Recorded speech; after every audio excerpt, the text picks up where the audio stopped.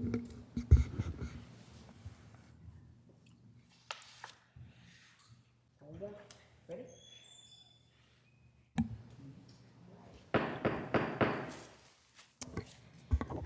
right, good evening, good evening, good evening. Buenas noches. Calling this meeting of this regular meeting of the Board of Directors of West County Wastewater to order at exactly 6:30 evening. Madam Clerk, will you please call the roll? Director King Meredith. Here. Director Lucila.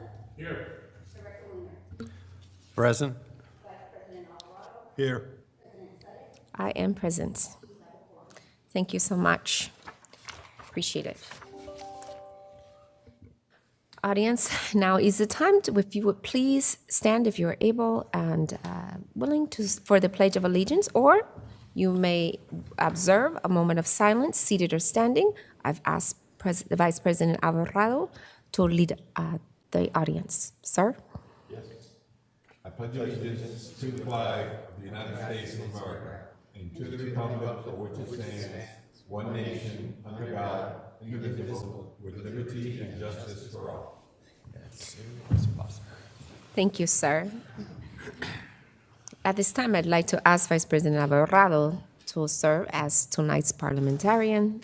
Sir, are you ready and willing to do so? Yes, I am. Thank you. And will you please advise the audience of the rules for tonight's meeting? I sure will. As a reminder to members of the public in attendance, the board has adopted rules governing the conduct of its public meetings. Participation is welcome and encouraged. All public comments should be addressed to the board as a body, and we ask that you please respect the 3-minute time limit per speaker. All persons attending board meetings shall observe the rules. Any additional rules the board may establish in the orders of the president with respect to the conduct of the meeting. No person may disrupt or disturb the board meeting. Thank you. Thank you, sir. But before we begin public comment, I want to remind the directors to please keep your microphones turned off until you're ready to speak. Please, thank you. Now is the time for public comment for items not on the agenda. Madam Clerk, have we received any public comments or requests to speak for tonight's meeting? We have not. If anyone wishes to speak on non-agenda items, please approach the podium or raise your hand in Zoom. Seeing none, we have no public comments. Thank you so much. At this time, I would like to ask General Manager Claude if he will please lead us through the rest of the agenda. Sir? Yes, ma'am. Thank you. The consent calendar consists of items 1 and 2 on the agenda. Madam Clerk, have we received any public comments or requests to speak on consent calendar items? We have not. If anyone wishes to speak on consent calendar items, please approach the podium or raise your hand in Zoom. Seeing none, we have no public comments. Thank you. So no comments. We recommend the board approve consent calendar items 1 through 2. Thank you, sir. Board members, are there any comments or questions on the consent calendar items 1 and 2? No? Seeing. The item. Thank you so much. The item's been moved. Do I have a second? Second. The item's been properly moved and seconded. Madam Clerk? On the motion by Vice President Alvarado and seconded by Director Weiner to approve consent calendar items 1 through 2, those in favor say aye. Aye. Aye. Those opposed say no. The motion passes. Thank you so much. Sir? Thank you.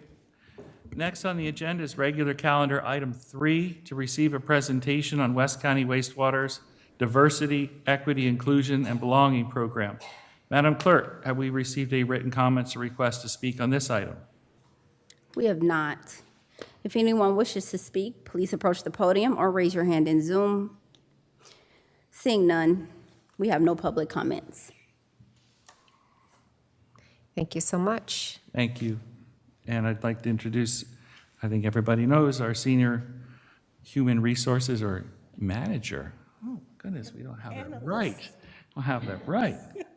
Should be. You got a promotion right on the spot. Anyway, Tanya will introduce the item and staff, and it's great to see HR up here taking the lead on the program. It's been a long haul. Thank you. Thank you. And before you begin, again, so we'll go through the presentation and then we'll take public comments and then we'll take comments from the board. So you can get through your presentation without us interrupting. How's that?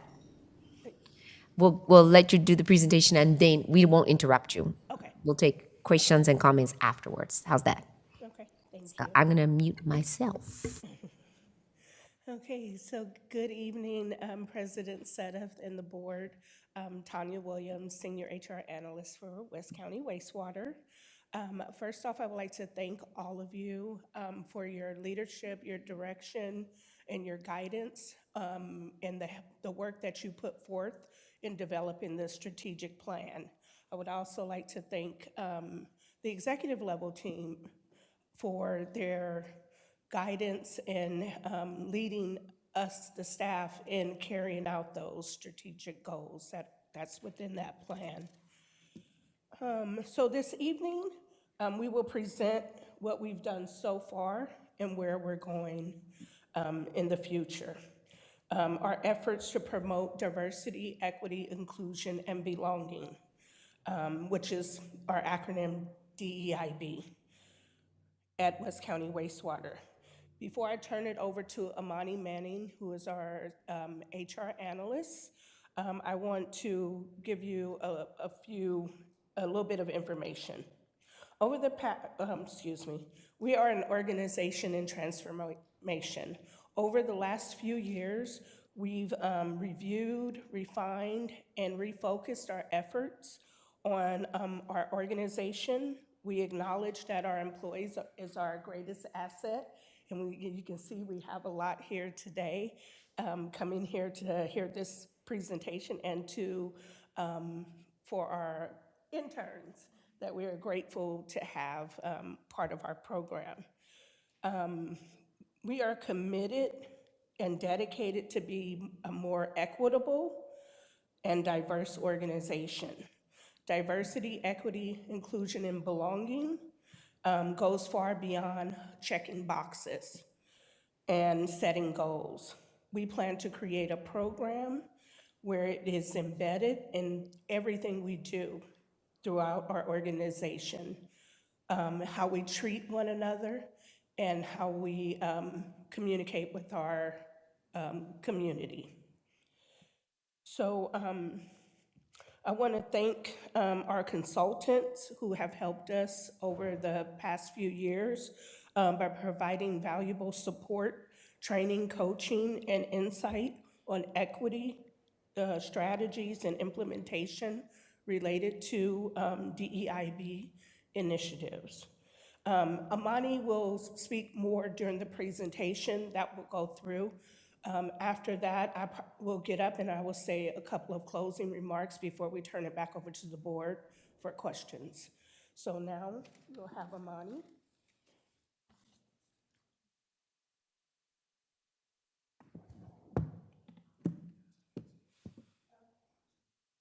Good evening, President Suggs. Good evening, Board. My name is Amani Manning, and I'm an HR analyst with West County Wastewater, and I'll walk you through our diversity, equity, inclusion, and belonging efforts.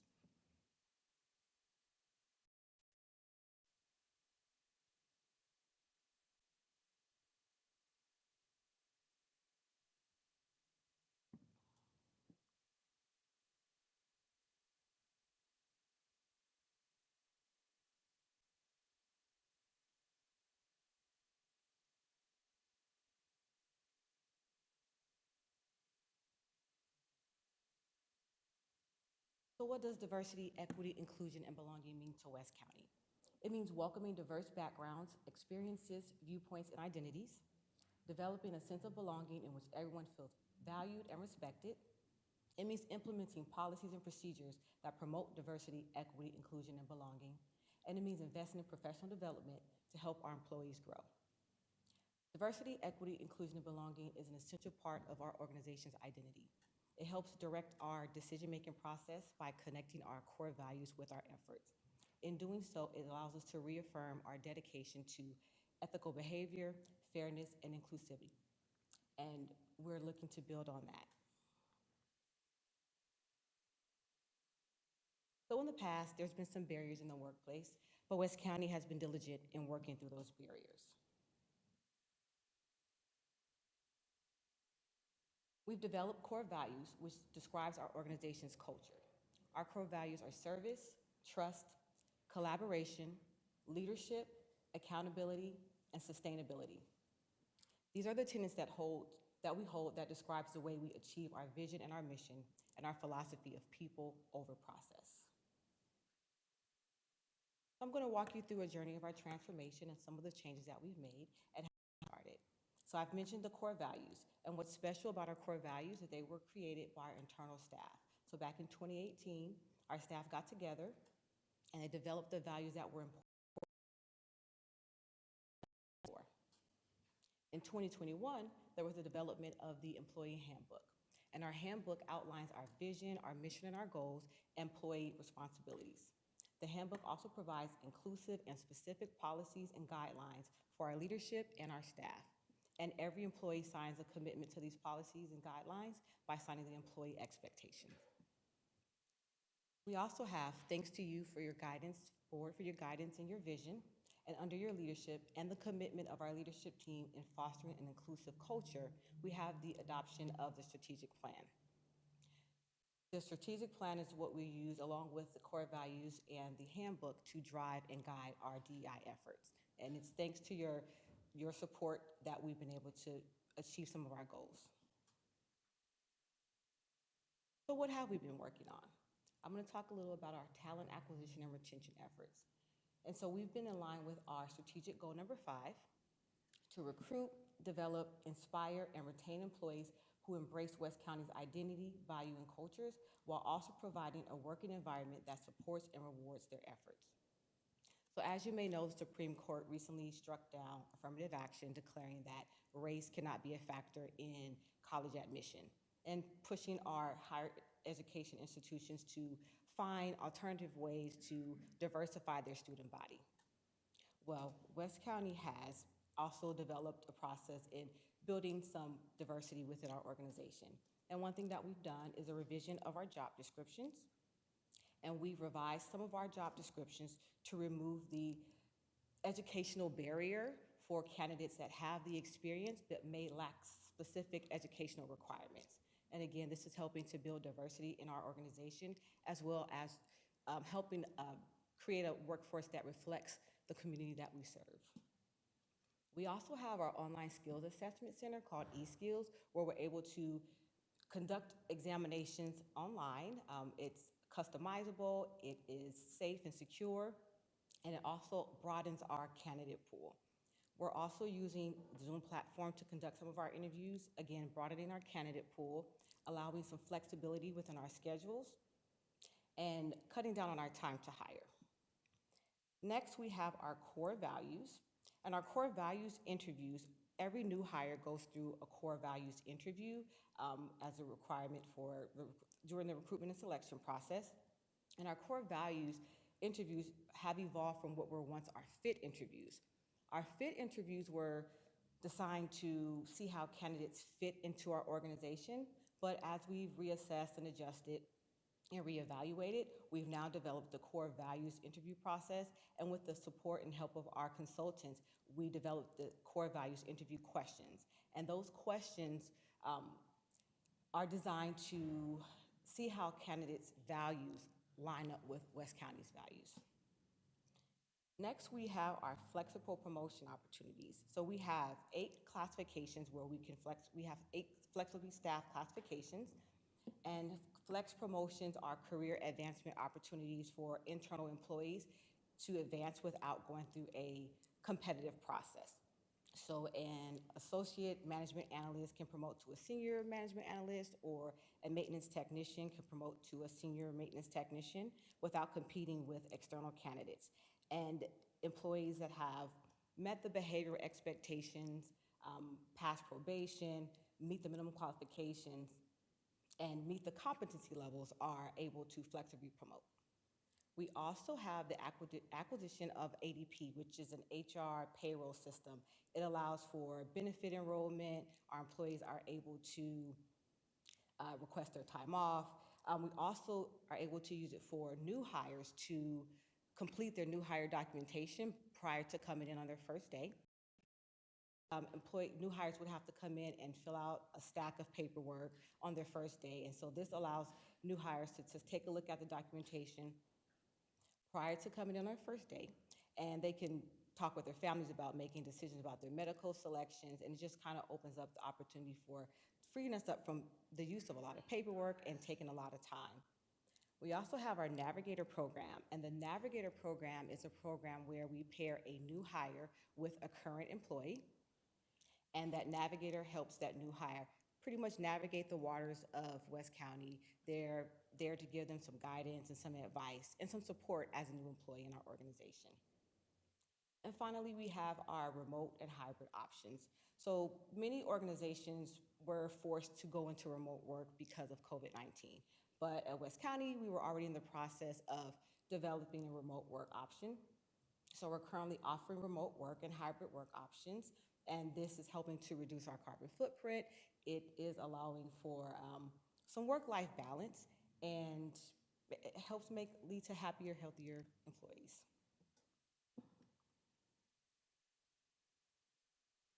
So what are the outcomes of these efforts? Well, we've been able to increase our full-time position count from 68 to 76. We've adjusted 34 of our job classification salaries.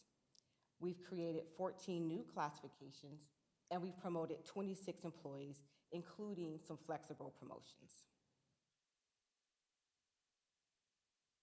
So HR used to be made up of 5 outside consultants, and we currently have 3 full-time HR staff members that are able to provide the services necessary. So we've been restructuring departments, we've been adding positions, we've been promoting employees, and this is helping us build our capacity and to make a more create a more dynamic workforce.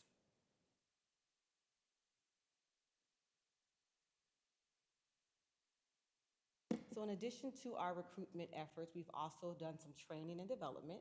So we've done some leadership training, some executive leadership training where our EOT members participated in some sessions with our consultants. They would do half-day training sessions. They also read the book No Ego by Cy Wakeman, where they learned how to recreate their mindset, how to redefine leadership, and how to succeed in challenging situations. We had the Leadership and Culture Engagement Program, and this was our participation was with both our ELT members and our supervisors, and they went through a series of workshops where they talked about unconscious bias, effective communication, understand the manager mindset, and this helped our supervisors and ELT members walk away with tools to provide a more positive, inclusive work environment. We also have some DISC assessments. Some of our departments have gone through DISC assessments, which is a behavioral assessment to help employees learn how they lead and how they work with others, and it's used as a tool to create some workplace,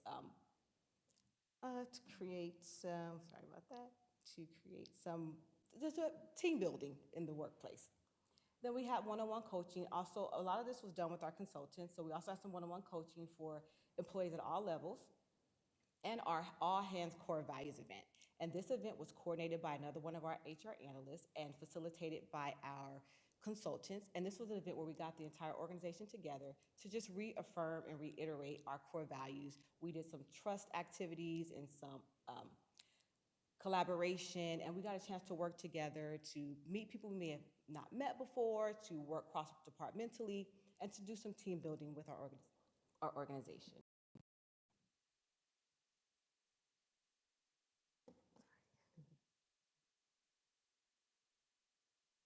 Our strategic goal number 6 is to engage with our community, to enhance our image, the image of West County, and to build awareness in our role in keeping our community healthy. So we've been doing that. We've done some community engagement, which includes our Clean and Green Project, our community cleanup, the Sea Level Rise Protection Project, participated in the Juneteenth celebration, as well as flying our Juneteenth flag and our Pride flag every year. We participated in a career fair. We have our internal newsletter, The Drop, which helps us stay connected internally. And we have our external newsletter, The Lateral, which helps us stay connected and helps the community stay connected to us.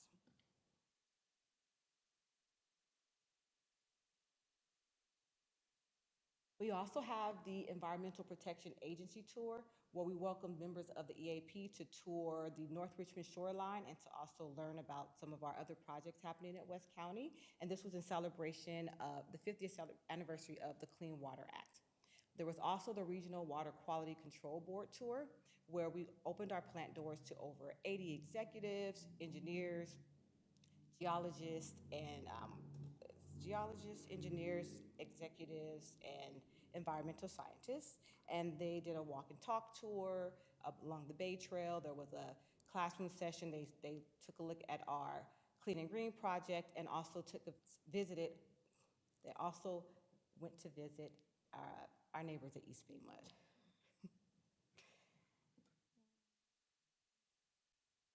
We also have some ongoing programs aimed at fostering an inclusive and equitable workplace. So we have our Women in Wastewater, which is a feature article in our newsletters. It started off as Women in Leadership, but it has evolved to women working in wastewater. And so any woman working in wastewater is featured in our newsletter for Women in Wastewater. We also have Women Making Waves, which is our affinity group, and this is facilitated by one of our consultants. And this is a group that the women in the organization are able to get together to support one another.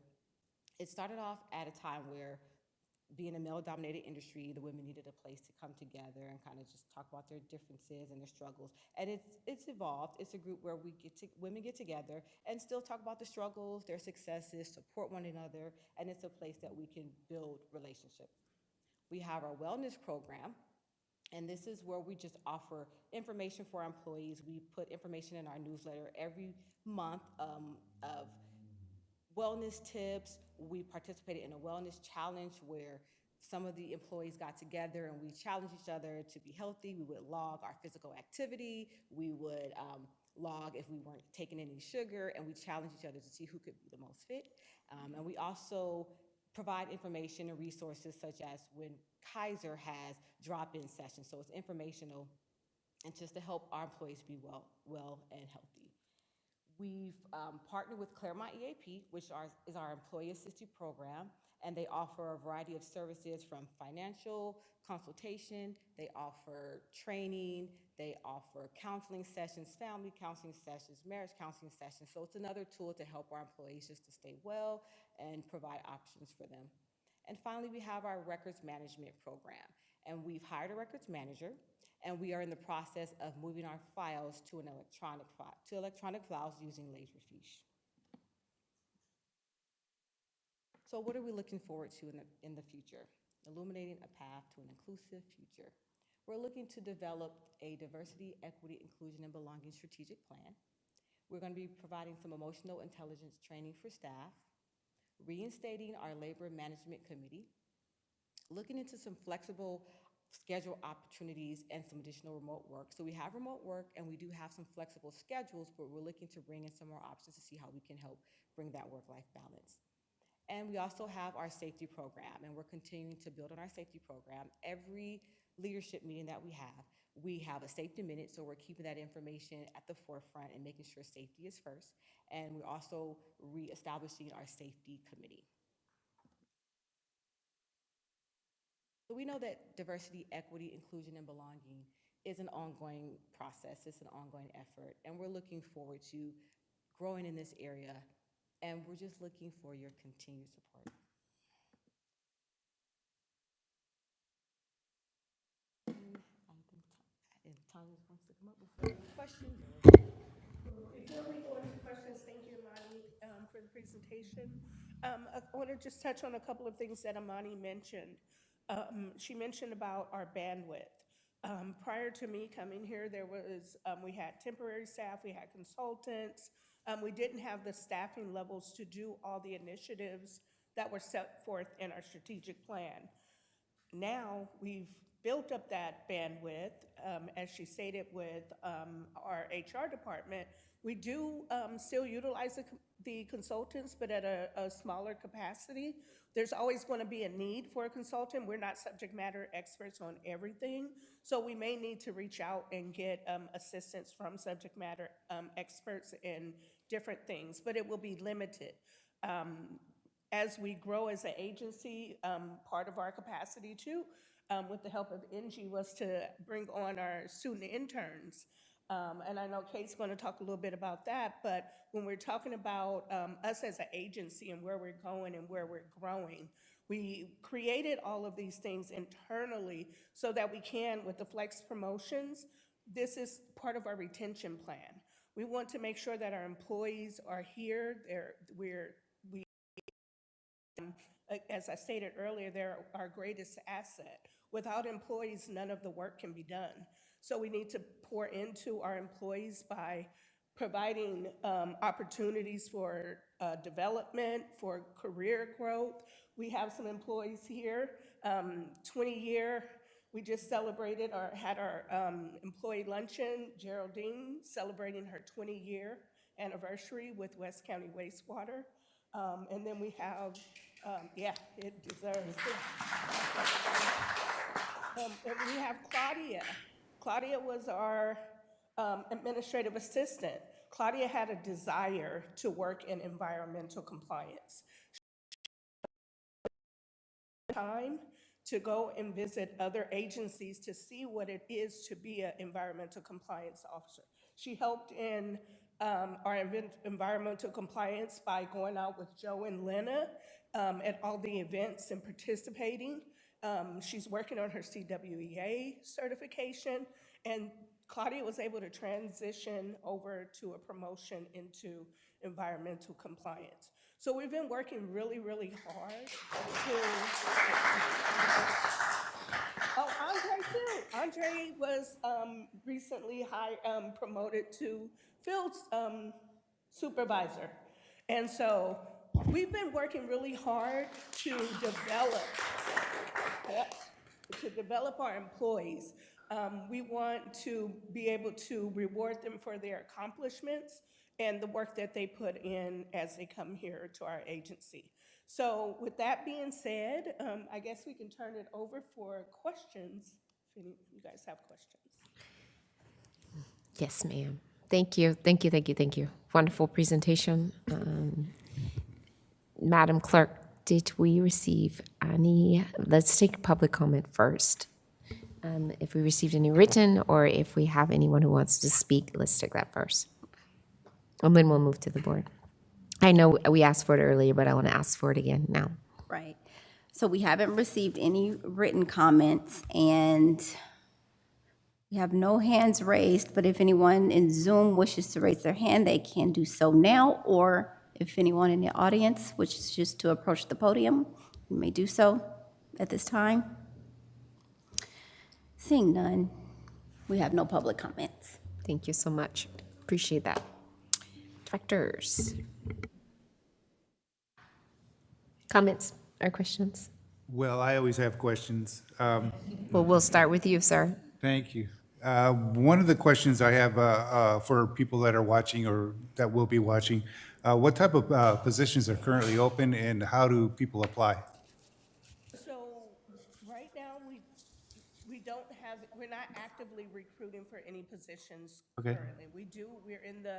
We're in the planning process of opening recruitments, but if there's anyone out there that's interested in a position, what I recommend and what I tell people that I encounter, whether it's at job fair, just in passing, to go to our website at www.wcwd.org. You can go to our careers page, look at our job descriptions, complete an interest card for any position that you're interested in if it's not open. And when that position opens, it'll email you and say, hey, the position is open. But if there is an opening, then they will be able to go to that website and to apply. And then another question is, does the agency have maternity leave, and could you describe that? Oh, yes, we do have maternity leave. It's required by law for us to have the maternity leave. It's part of the FMLA process for those that, and paid family leave as well. So those are legal requirements for us to have, and we're following the legal guidelines for that. Okay, thank you. You're welcome. Thank you, sir. Madam? Thank you, Madam President. He just stole my, I was going to ask about your leave and what it actually, the internal part of having, if you have something for the family leave or, bereavement and maternity and sick leave, and how does that work? But he just stole it, so I'm good. So you've already, All of those leaves is all required by law: sick leave, family, medical leave, paid family leave for the spouse, for to baby bonding, for adoption.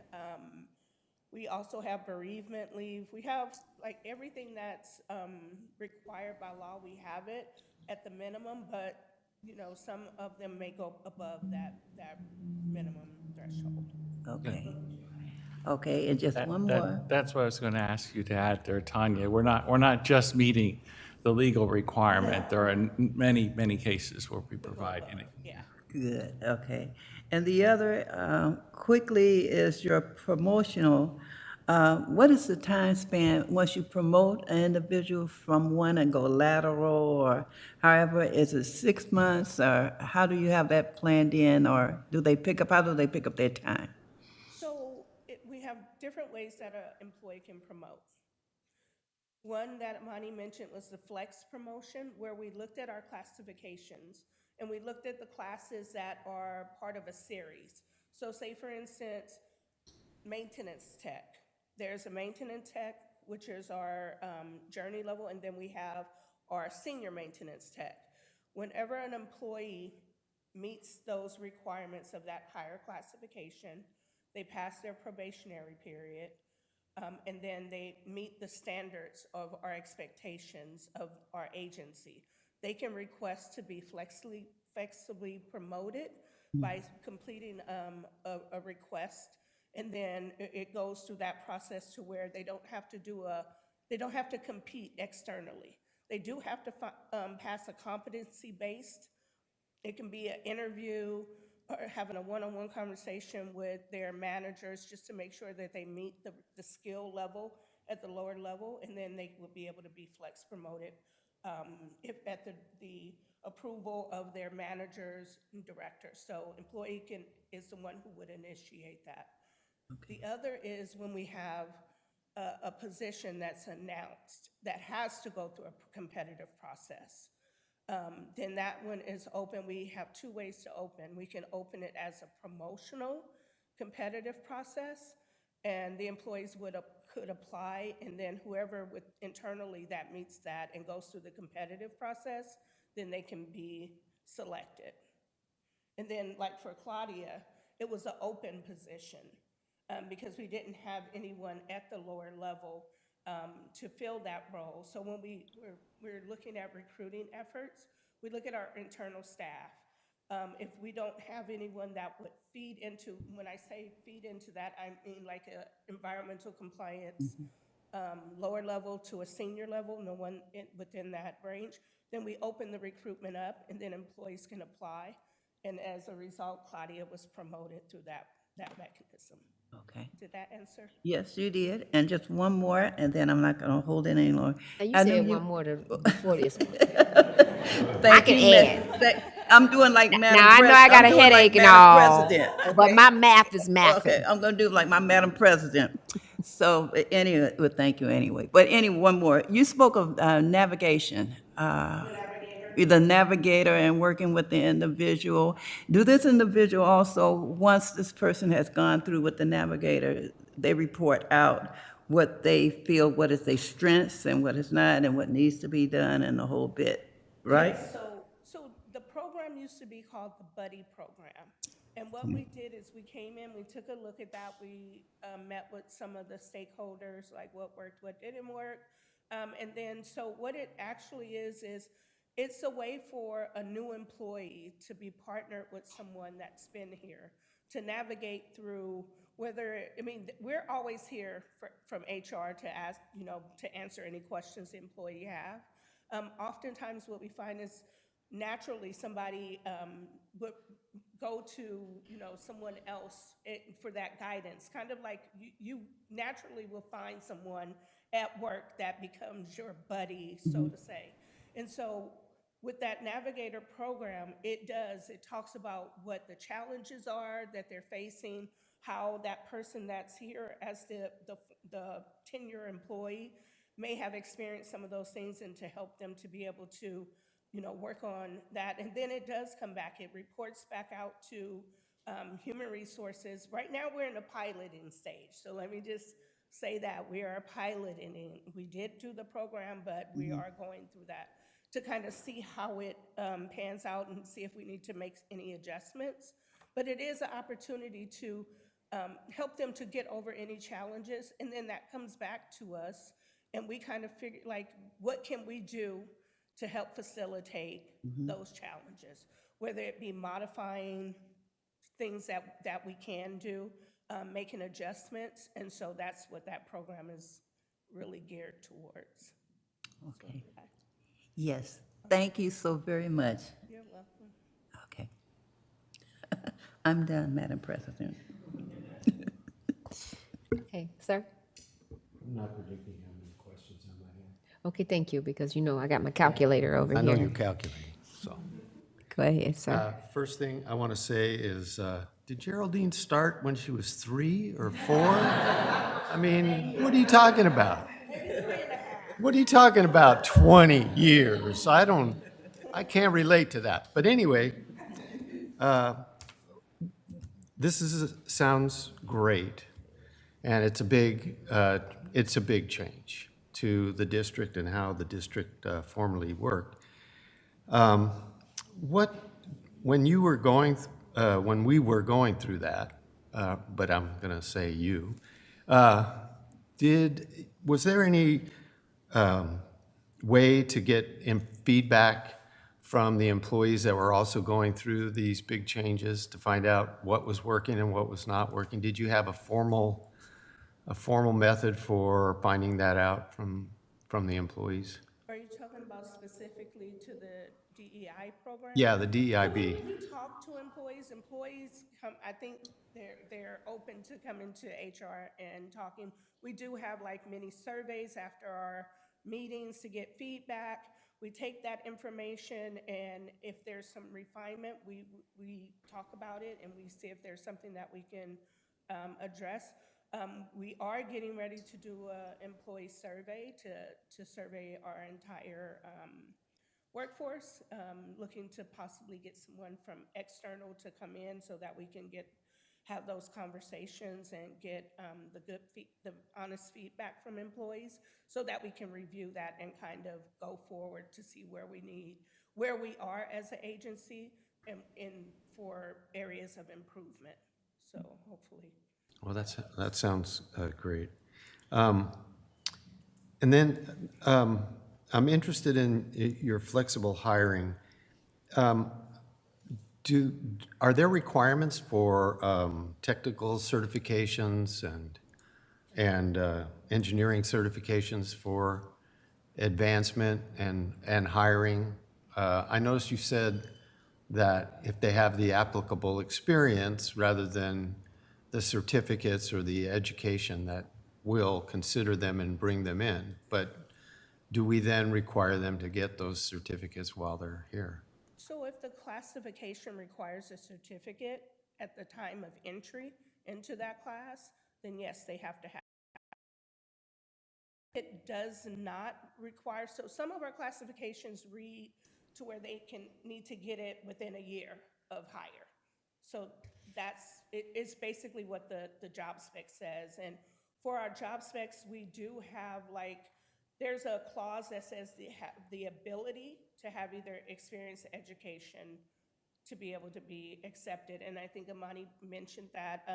We kind of went through, got rid of the hard MQs where it was you have to have the bachelor's degree and you have to have 6 years of experience. What we've learned over time is people can get to that path different ways.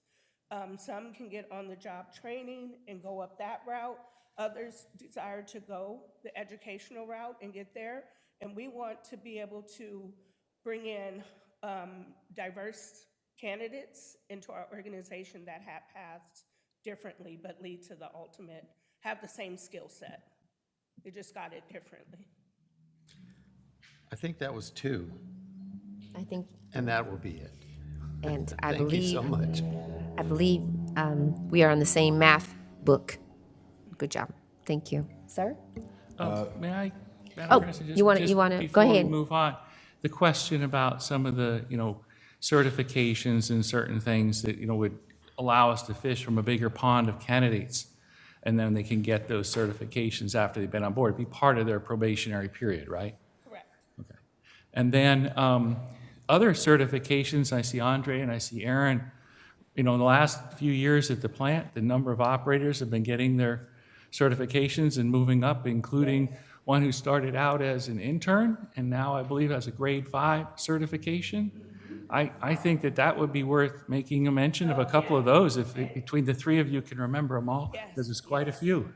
Yes, we did have the OIT intern who's now a lead operator and got his, I believe, grade 5. And we've had a lot of employees that have strived to get higher grade certifications.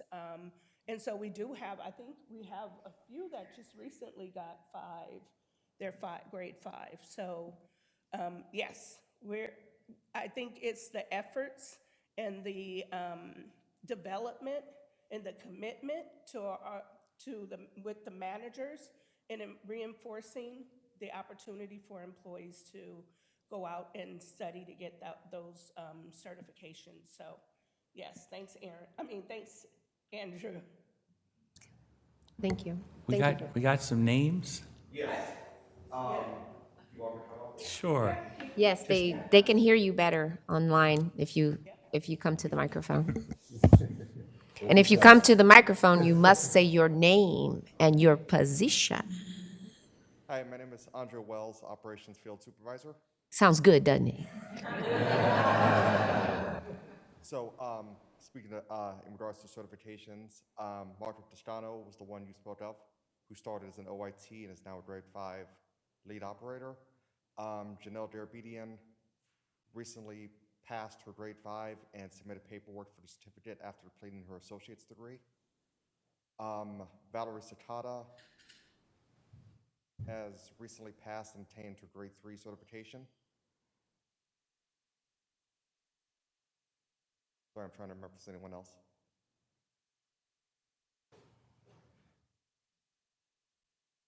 And then we have 2 others who are in the process of taking their grade 3 exam, and 1 other who is in the process of studying for his grade 5 exam. Wow. Great job. Thank you.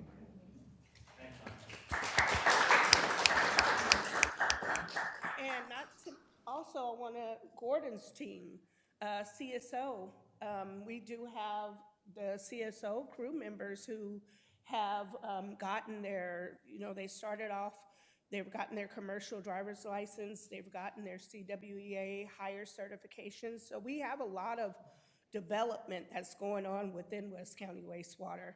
The more people know, the higher they grow. And so I think for us being an agency that supports that development is vital to the employees and us as an organization. Absolutely. So, who's gonna say that? Come on. You want to say something? Come on, sir. Take the stroll. Take the stroll. Take the stroll. All right, good evening. You know the rule. You know the rule. We know who you are, but out there in. Yes, of course. Gordon Times, acting IMP director and collection systems operations manager. And yes, so education is very well stressed throughout not only our organization but our division as well. And the things that are required to move up are not only certifications but Class A driver's license as well. And because of that, we created the senior positions, right? What that did is give the opportunity for the employees to get in lead positions without having to wait around for somebody to die or Right. somebody to leave. Yeah.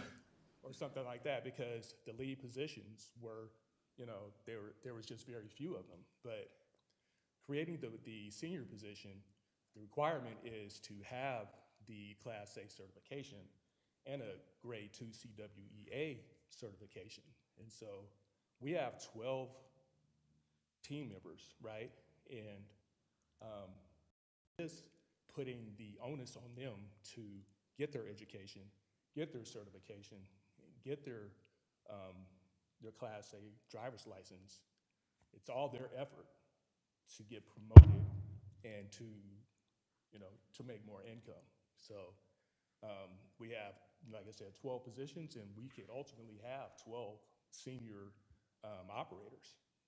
So, like I said, it's up to them. It's in their hands, and I think right now we have 7 seniors, and then we have our 2 collection systems operations supervisors, and then we have, like, I think maybe 2 that still need to work on their on developing and getting promoted to that senior position. So with that, I'll take any questions. I love it. Don't go anywhere. I still want. Vice President Alvarado had comments. Go ahead. Or questions. I'm just really in awe of everything that I'm hearing. I mean, training, development, talent acquisition, retention, community engagement. I mean, it's a long list, and it's very impressive. So we've come a long way, and it sounds like we're just still shooting for the stars, which is great. So I applaud you all. And I applaud Geraldine, 20 years, come on. Claudia, hats off to you. It's not easy to go from one job to another and be successful, so congratulations. Just real quick, one other thing that we really kind of stress also is sending our team members to various conferences and trainings that's outside their skill level, right? Because we want them to advance. We want them to have leadership on their mind.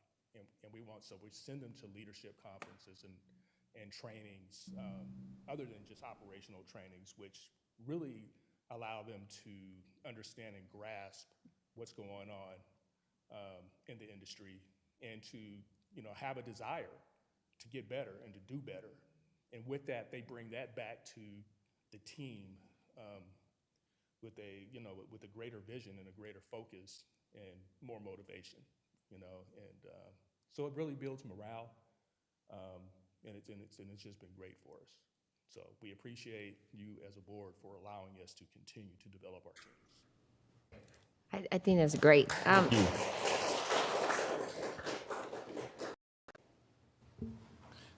Thank you, Gordon. Tanya, so I know Gordon mentioned the onus being on them and the motivation is good, but HR also has a number of programs that can help and assist with an employee who wants to show that initiative, correct? Yep, we do. We have our employee education and assistance program. I believe Andre mentioned Janelle.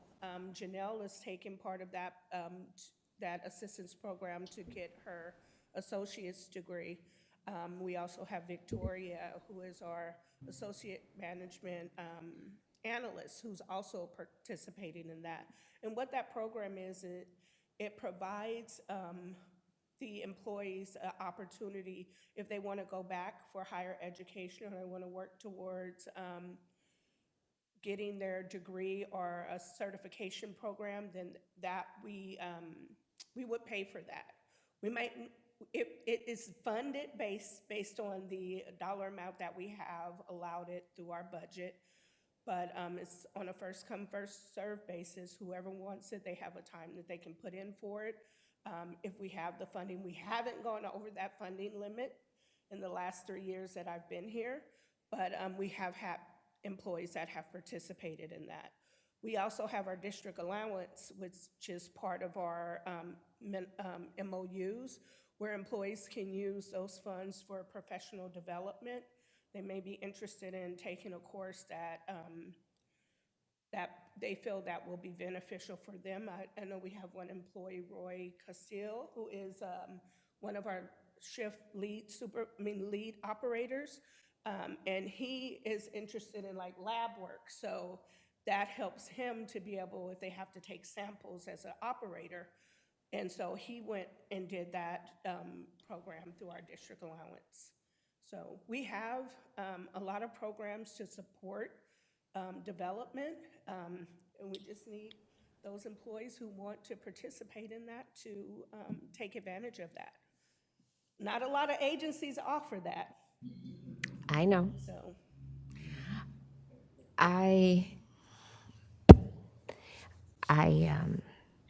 It's a great presentation. And again, like Vice President Alvarado said, especially over the last few years, the agency has come a long way. I'm most pleased with, most of you know how I feel about too many consultants. So I'm most pleased that we've moved from the consulting track to the full-time employee track. I'm also extremely happy to see employees move into their passion. What some of you don't know is she's not just been here for 20 years. We watched her move into the lab because she wasn't always in the lab. And now we're watching, I'm talking about the people who can't see me pointing, Miss Geraldine. And we watch Miss Claudia now move into her passion from administrative into compliance. So watching people find a new passion is important, but that can't happen unless we do the other thing on the front side. One of the things I'm also very passionate about is we always talk about glass ceiling, right? When you were talking earlier about women in water, women in wastewater, one of the things that's in the women affinity groups or any of the affinity groups, and one of the things that always comes up is this thing about glass ceiling. But what you didn't say when you were talking about reviewing, and there was something that you mentioned, Director Weiner, about the job descriptions, and then general manager, when he was explaining about the job descriptions, is this concept that we speak about often, anybody who does a lot of hiring, is this concept of a paper ceiling. And young people, you'll figure this out when you get out of college and you get stuck. And the paper ceiling is this concept that you have to have this certain degree with this certain amount of experience, and it becomes this circle. Well, how am I going to get the experience if you won't hire me? Well, you won't hire me because I don't have the experience, and you get on this hamster wheel, right? And somebody has to take a chance on you. Somebody has to take a chance on you. I was a little girl, I was like 7 years old, and I remember my stepfather, he had all of this experience from the Army, 30 years in the Army, right? And he did all of this work as an electrical engineer in the Army. But how are you going to get hired? Because you didn't have this degree, but the U.S. Army trusts you to be an engineer, right? So I remember watching him study at the kitchen table, quizzing him as a 7-year-old child, quizzing him when he was at University of Missouri, Mizzou, because his job hired him and sent him to school to study for his degree, right? But somebody has to take a chance on you when you don't have that one piece of paper. And that's what this means. That sometimes you take different pathways to get there. Adults learn in different ways. Adults learn in different ways. Adults learn by doing and applying and receiving feedback on their skills and knowledge. Not everybody can sit and read a book. I'm very fortunate. I'm easy. I can read a book. I'm different from my husband. My husband has to put the bike together and watch it fall apart before he realized he forgot some screws. I'm a person, I know he's going to watch this and he's going to give me grief later. I'm a person who has to read the handbook first. I read the instructions first before I take everything out. I lay it on the ground. and then I read the book, I read the instructions, all of them, and then I start putting it together, right? People do things differently. And so it's not a one size fit all for anything that we do. People are usually motivated by really intrinsic and immediate reasons, especially adults, whether we're solving problems, we're enhancing our performance, or we're improving the tasks that we do. So when we're hiring and we're going through this, that's what we have to keep in mind. And that's what I'm so happy that we're going down this road, because that's why we were stuck before. And that's why we're seeing such movement now. It's because we're doing this work and because we are putting these programs, and they have such great names now. I never liked that buddy, but navigator, teaching people how to navigate through a system. I'm hoping, however, that to Director Winner's point about the feedback, that we're making sure, because I've watched these programs in my own career, sometimes if the navigator has bad habits, they're going to pass him on. So that feedback can get you that on both sides. So you're listening to both individuals. One of the things I would like to get some feedback on when you come back and talk to us again is when we're doing these flex promotions, and I'm saying this again from my own experience, is that sometimes we're well-intentioned when we're promoting people, but sometimes we promote people into positions of supervision that are not trained to supervise. So I would like to make sure that when they express interest in a position that involves supervising people, that we are very intentional about providing them supervisory training 6 months before they are put into that position.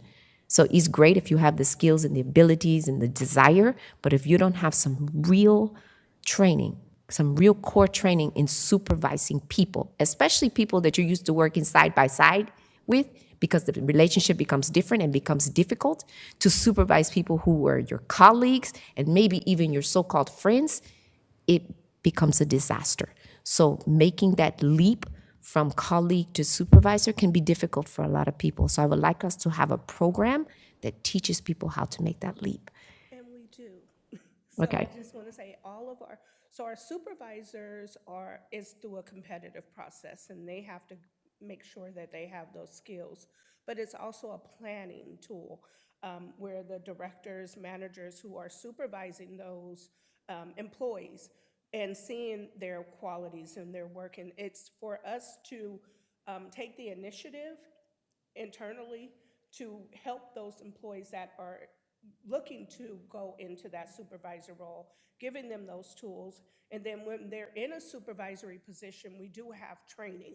We have supervisor boot camp where they go through, they learn how to handle difficult conversations, conflict resolution. So we're doing all of that. And then we, in addition to the Women's Affinity Group, we did start a new supervisor group, just so that the field supervisor, so that they can come together and talk about like challenges they're facing. Good. And do real life scenario situations.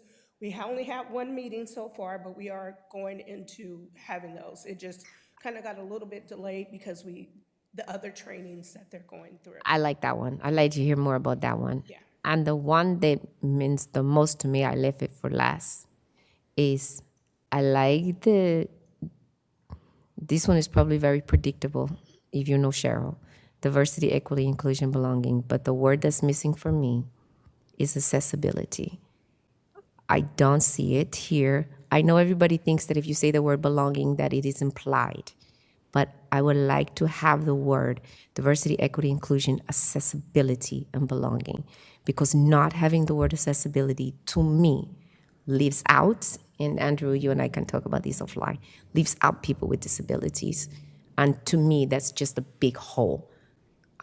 As a person with disabilities, it just leaves out a big hole. So there can be no inclusion, there can be no equity, there can be no belonging if I don't see that word. And that's just me. There's a personal thing, so it just always hits me when I don't see that word. So that was it. They was all, but I think it was beautiful. I love the direction this program is going. I think you guys are doing a wonderful job. I do thank the consultants, but I like it better that it's in-house because it's a personal thing for me. I like to see full-time employees because I think we're better vested when the work is here because the effect is here and we have a stake in it when it's coming from the people who are vested in the work. Okay? Thank you so much. Anybody else? Any other comments or questions or anything? Thank you. We appreciate you.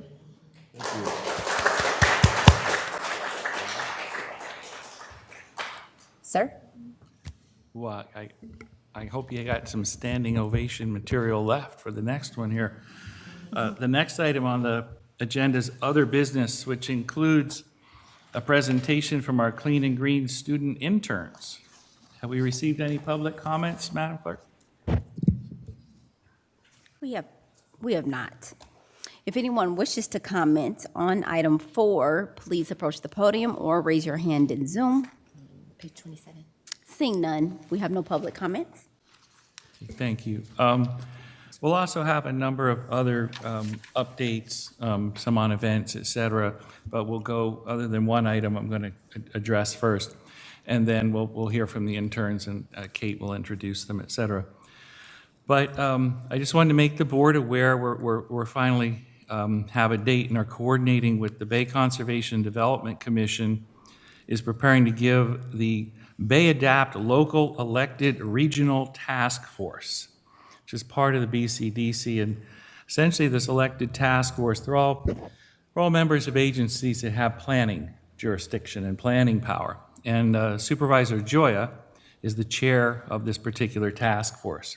So as part of their efforts from BCDC staff level to try to rejuvenate it, get it meeting again and working, they're going to come here to our facility on August the 23rd at 1 o'clock to 3 o'clock.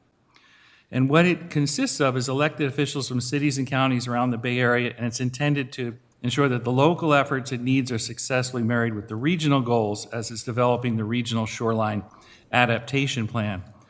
And we'll be specifically talking about our efforts on community engagement, the levee project, et cetera. And this is I'm mentioning it now to the board. We had to just coordinate and basically make ourselves available with the schedule of the other elected officials for this, but all of the board members are certainly welcome and invited to the event. And what we'll ask, and I'll turn it over in just a second here to Robin, just some specifics, because if everybody's going to attend, then it's a Brown Act, meeting, et cetera. So it's not like it's just a party, because it is a meeting of this task force.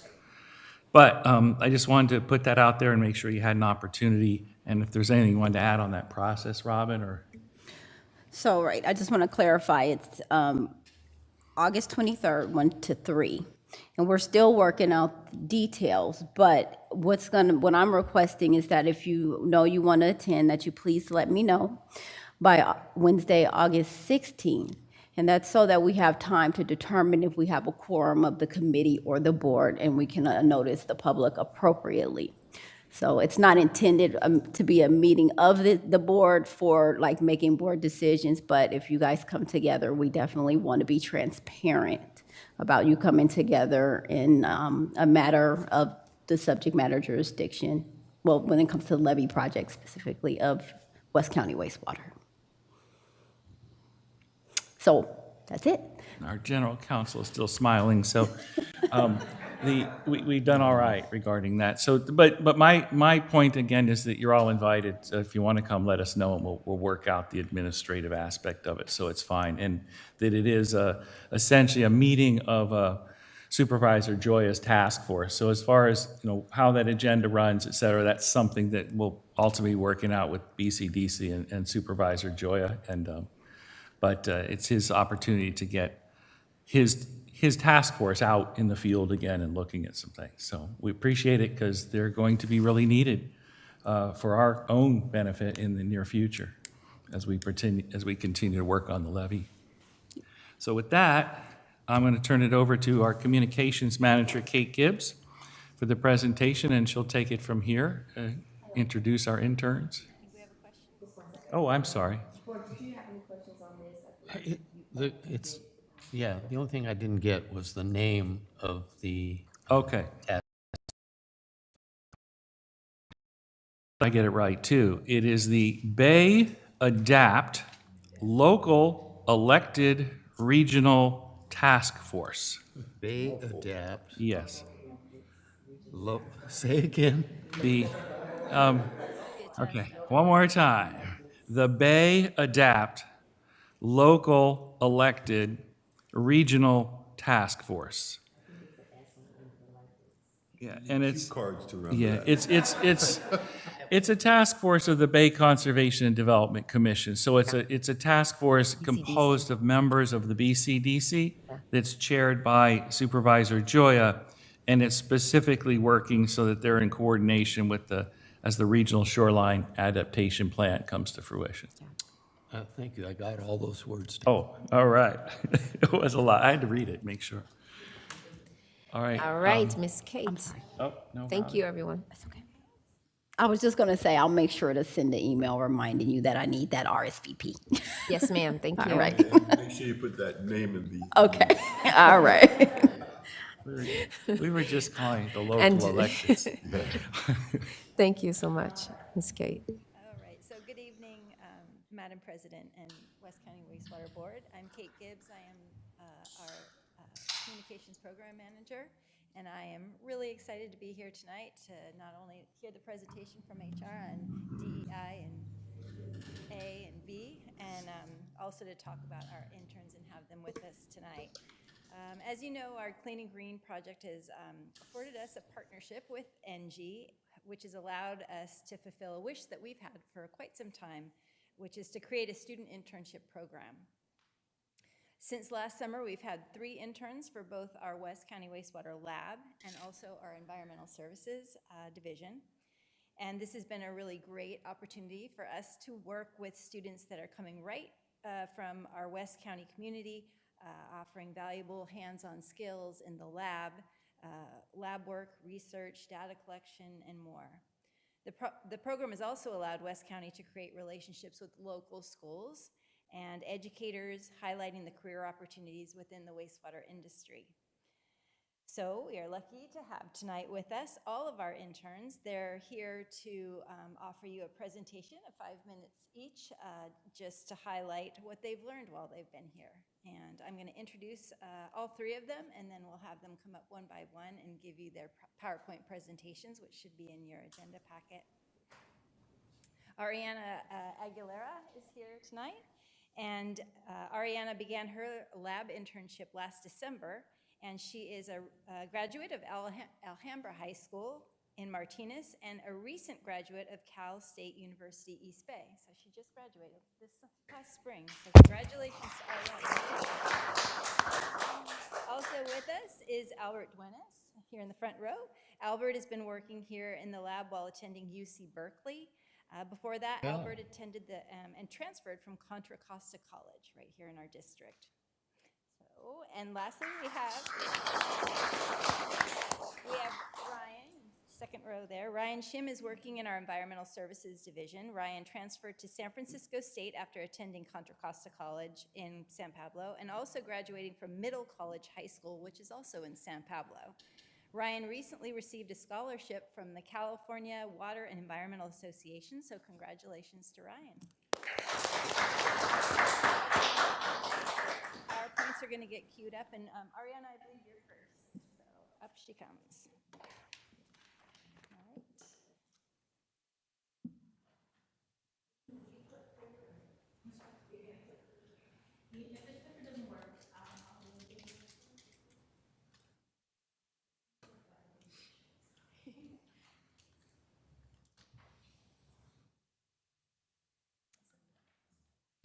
All right. Alrighty.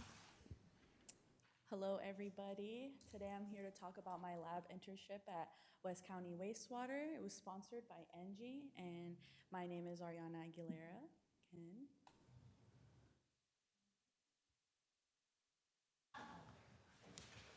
So just a little bit about me. I know we kind of mentioned it already, but after high school, I went to Diablo Valley College in Pleasant Hill, where I got my AA in environmental science. And from there, I transferred to Cal State East Bay in Hayward, where I got my BA in environmental studies, and I minored in political science. Just a fun fact about me, I'm fluent in Spanish, and that picture there is actually after graduation. I took a trip to New York. But to get to back to Yeah, bienvenido. just to get back to why did I choose the environment and to study the environments, I actually had a Earth Team internship with San Pablo. They came to our school. I actually was first out of high school, I wanted to do architecture. I was taking CAD classes, but I took this internship and I joined with a bunch of other schools. We did a bunch of community events. We cleaned up a lot of streets in San Pablo, and it just really made me know that I really wanted to do something in that field, making an impact. Oh, I added those things. Yeah, I didn't know it had those things. Yeah. Okay. So what I learned in the importance of wastewater. So protecting public health and the environment. I learned that it's important to ensure regulations and standards for safe wastewater treatment and disposal are met, along with accurate testing can help identify potential problems and inform treatment decisions, which is really important, especially in the lab. So lab analysis. So just to go over just really quickly, maybe you might recognize these or maybe not. I don't want to bore you with them too long, so I just kind of did a small list, but see, these are some of the lab analysis that we would do in the lab. Total solids, total suspended solids, sludge volume index, conductivity, pneumonia, alkalinity, pH, and chemical oxygen demand. Alrighty, and then jar testing. So this was part of the Clean and Green project with NG. Jar testing is a method of simulating a water treatment process with different treatment chemicals and doses in small samples, as you see in the picture. That's kind of what it would look like. This helps to determine the best chemicals and doses for achieving water quality goals. Jar testing can reveal the characteristics of waste stream and the need for pH adjustment or filtration. And then my part in this was I tested the pH and alkalinity levels of all these samples.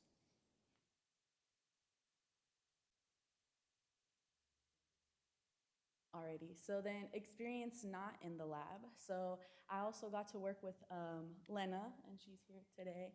And I got to go out with her. She works in the environmental compliance, as you all know. And I learned some education about the job and what it would look like on the field with the job. As you can see there, there's a picture of me. And then I also learned what to look for when doing site visits. As you can see on the right, you can see a stormwater drain. It's clogged up. You can see some trash on the floor.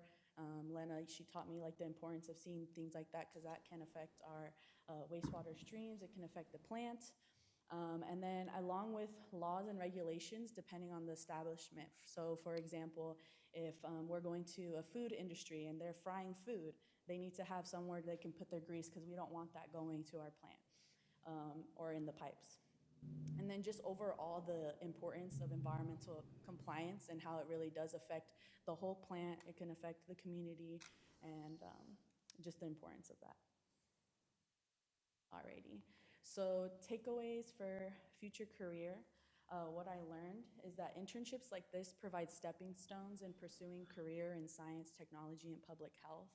I gained valuable hand-on experiences in lab techniques, data analysis, and quality control.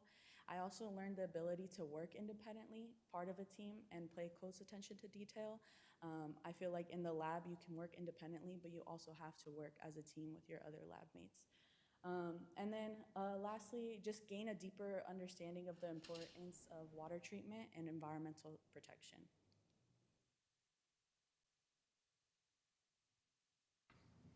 Thank you. Just want to say thank you to Angie, Leah, Kate, the board, and of course, thank you to my lab team.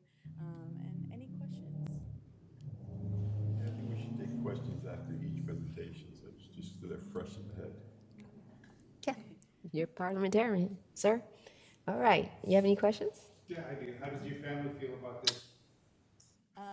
At first, especially out of high school, when I said I wanted to do environment versus like architecture, they were kind of like, oh, what are you gonna do with that? Like, what kind of jobs are out there? But I feel as I've gone along, they've realized like there's a lot of opportunities in it, and especially just in the world we're coming up now, it's just every day there's new opportunities because it's always just changing, and people are realizing how important it really is. Congratulations. Thank you. Madam? Okay. I would just like to thank you for your stability of doing what you're doing. You are our future at this point, and I just appreciate you taking that step, even changing your career goal, what you thought that it would be something that you wanted. But now you have a story to tell other individuals at this point to see what it takes.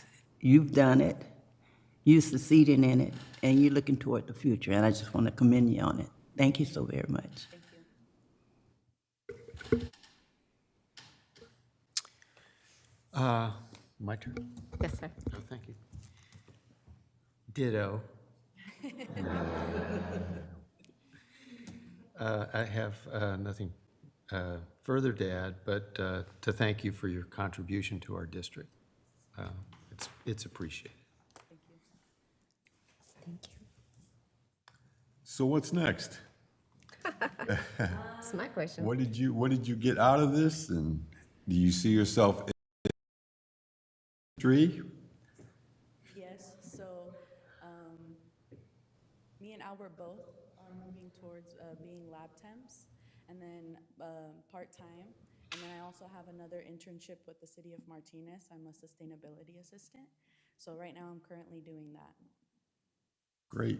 hoping to move forward with that. So are you going to expand your education? Are you going for, it says you graduated with your BA, correct? Mm-hmm. So are you going for your master's now, or? I've been thinking about it, but I kind of want to go into the workforce, and maybe I can do one of the programs that you guys are talking about and do something like that. But right now I'm kind of just working. Well, great. Well, good luck Thank you. in your endeavors, and thank you for being a part of this. Thank you.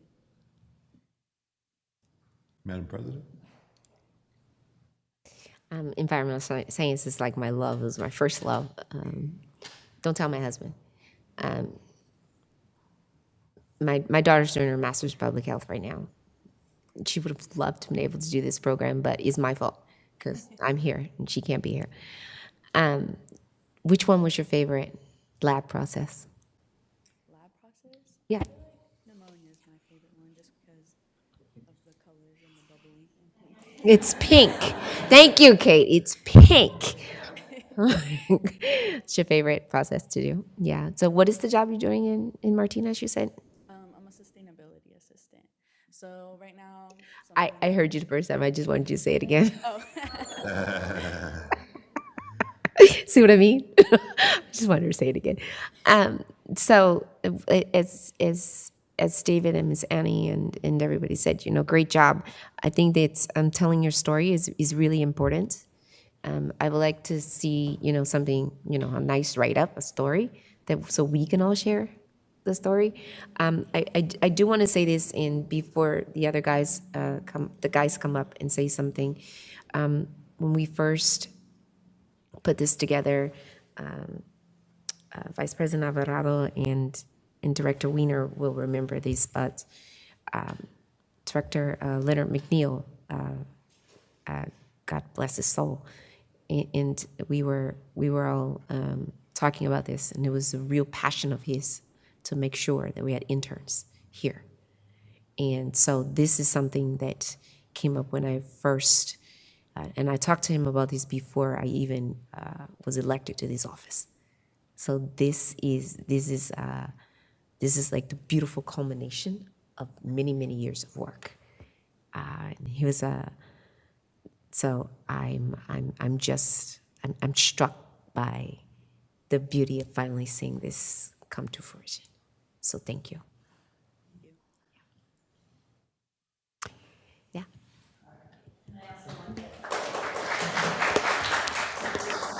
Ariana was really great about sending me little videos and pictures during her time that we posted on social media, and she also participated in our first annual Earth Day cleanup, so thank you to Ariana for that. And then the next slide. Kate, just before we go there, Tanya, I heard Ariana mention a lab temp.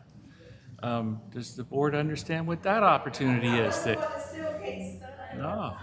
Oh, it's coming up? You're going to say it later? I'm sorry, Kate. I just didn't want to miss. Do you want to tell us after them, or you want to tell us now? Ariana brought it up. I can say it after, yeah, I can say it after. The guys.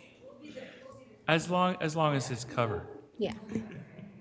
Alrighty, so Because I know how nerve-wracking it is to sit there and wait. They are waiting. so Ryan Shim has his Stage fright.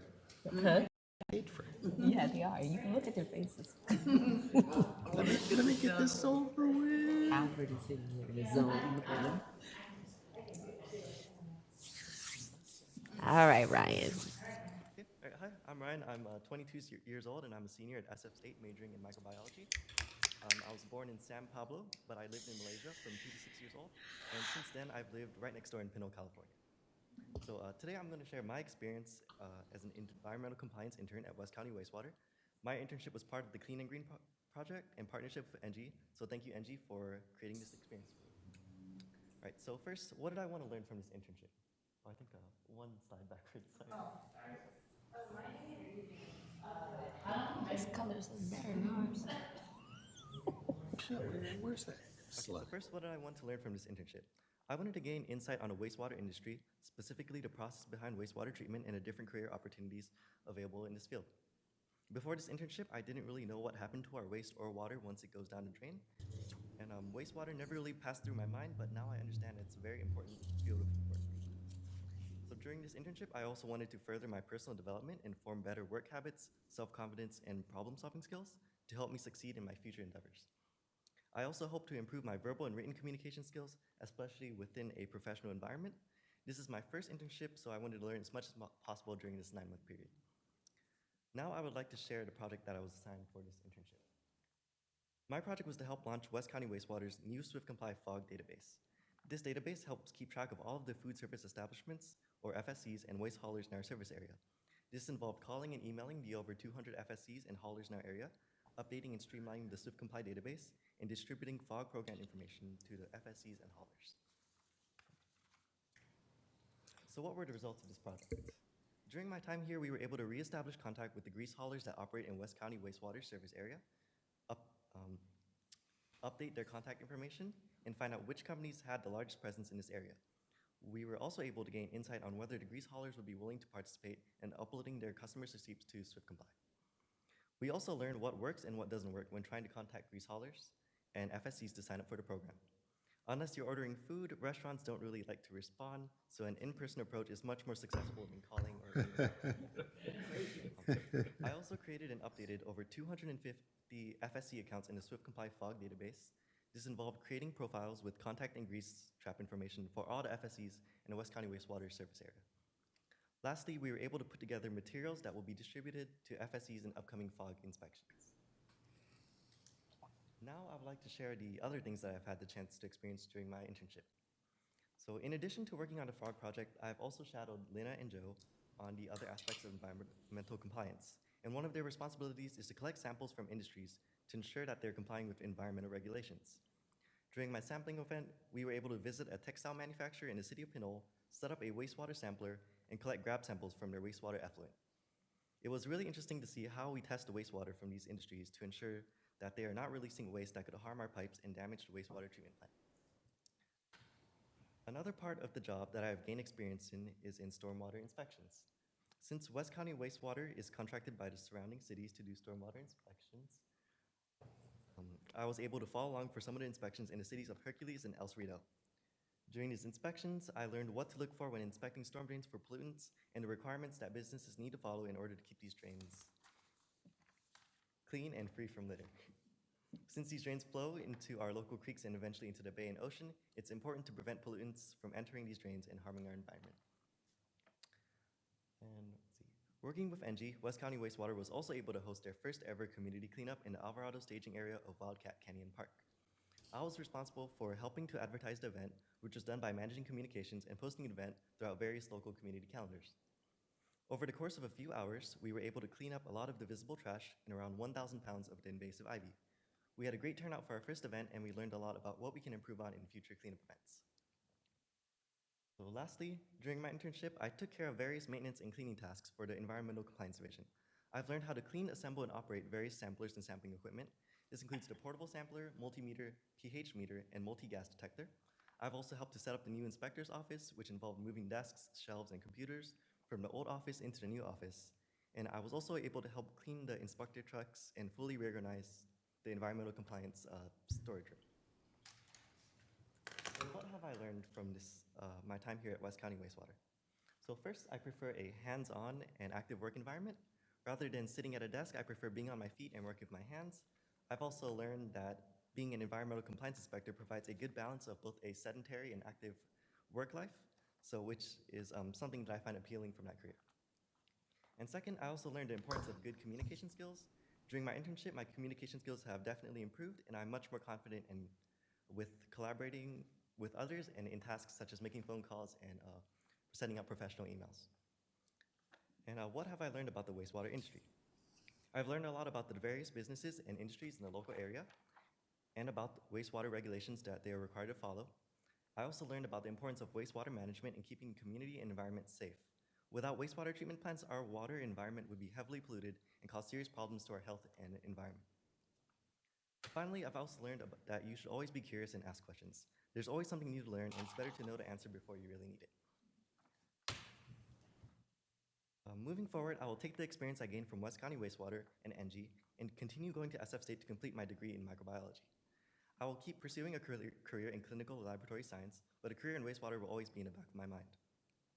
After this internship is over, I plan to use this experience as a stepping stone into other internships and jobs to become more competitive in achieving my career goals. And over the past 9 months, I've had a great experience working with West County Wastewater and NG. I've learned a lot about wastewater, the important people protecting our water infrastructure, and the great career opportunities available in this field. Lastly, I'd like to say thank you to everyone at West County Wastewater and NG that have helped me learn so much and made this internship fun and memorable. Thank you.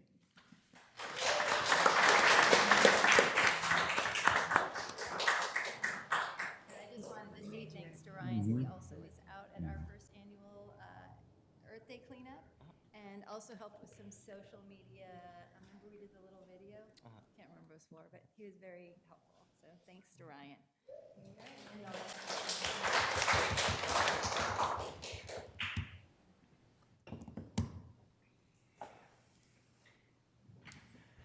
All right, all right, all right.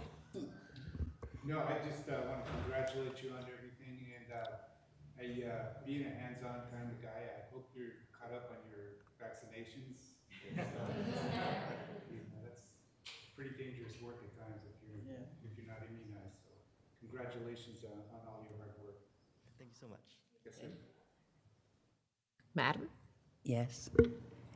And also enjoyed your presentation and what all have you done so far and how you're planning to continue. But it seems that you're going to be a great team player also. You're ready to step in when it's needed and to learn whatever outside the box, and that's good. That shows, that really shows that you're really ready to keep moving forward, because many of times you have to step out the box and to continue to learn other things. So congratulations. Thank you. I also want to thank you for your contribution to the district. It's really heartening to see young people moving forward in their life and being part of something that's a little bit different, and finding out about what things are not really known about but are quite important. So it's good. I liked your presentation, and I liked what you learned. And again, thank you so much, and go out and make a future. Thank you. Sir? So when is the year, are you going to be going to San Francisco State, or are you there now? Here at SF State right now. Oh, okay. And I'm pursuing microbiology, but after I graduate, I want to apply for the clinical science, laboratory science program. It's like a graduate program for that career field. Wow, that's great. So congratulations and thank you for your contributions. And I hope that you got what you were looking for out of the program. Yeah, it was great. I Thank you. had a great time with this internship. Thank you. Thank you, Ryan. It's very thorough, and I liked it. That was my first major before I changed to the next one. He's coming up. Oh, I actually changed mine from molecular to micro. That was mine. And I love it because he's coming up to talk about it next, cell and molecular biology. But I love it, and I love that you have a passion for it. You guys are going to be ambassadors for the water and wastewater industry. So keep that passion and just tell everybody about it in your class. When you go to your class, you have to talk about it, no matter what. Miss Annie, Director King Meredith knows how I am. I slip it in every conversation, wherever I am. I try and slip in water and wastewater. I think that the number one thing I want to ask you the similar question I asked Miss Ariana. So tell us, what was your favorite thing? You said you did tracking, pollution services, you did a lot of testing, you did starmonitor testing. What was your favorite? Oh, well, recently we did like a fog inspection, so we were able to open up like the manhole and then took a sludge judge and then measured like the solids and the settled weights at the bottom. So I thought that was really interesting.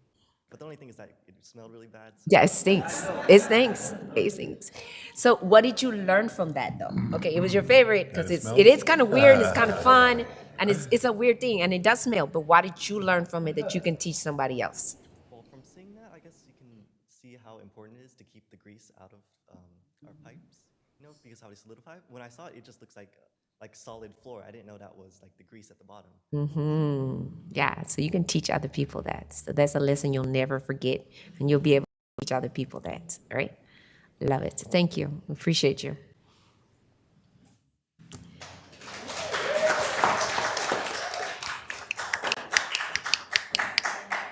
Our last intern to give a presentation is also from the lab, and this is Albert Duenas to give you his presentation.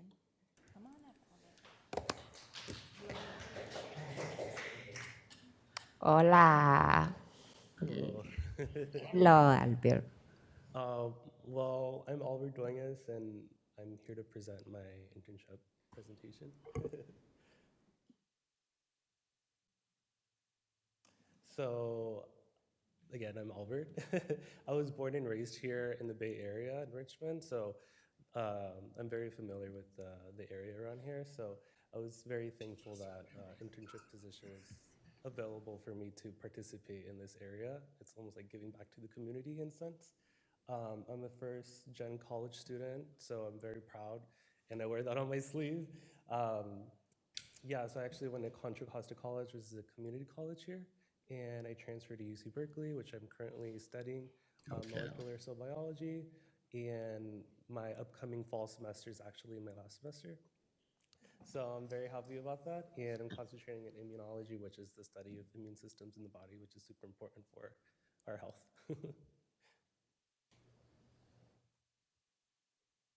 So I actually found this internship through Nextdoor, which is like a community app almost. It's like you're able to meet neighbors almost. And I found this position through there. And honestly, I didn't really expect anything because prior to this internship, I actually never had any internship experience. So I think that, again, just similarly to my other peers, I think that this was a stepping stone for me to gain some valuable experience. And specifically for the wastewater industry, I wasn't really familiar about it, honestly. It never crossed my mind, kind of like what Ryan was saying, but I think that through this internship, it allowed me to expand and open doors and not put all my eggs in one basket. So I think that, yeah, I was just expecting more hands-on experience in the lab and actually working outside of a class and applying some knowledge and being able to participate in a real job.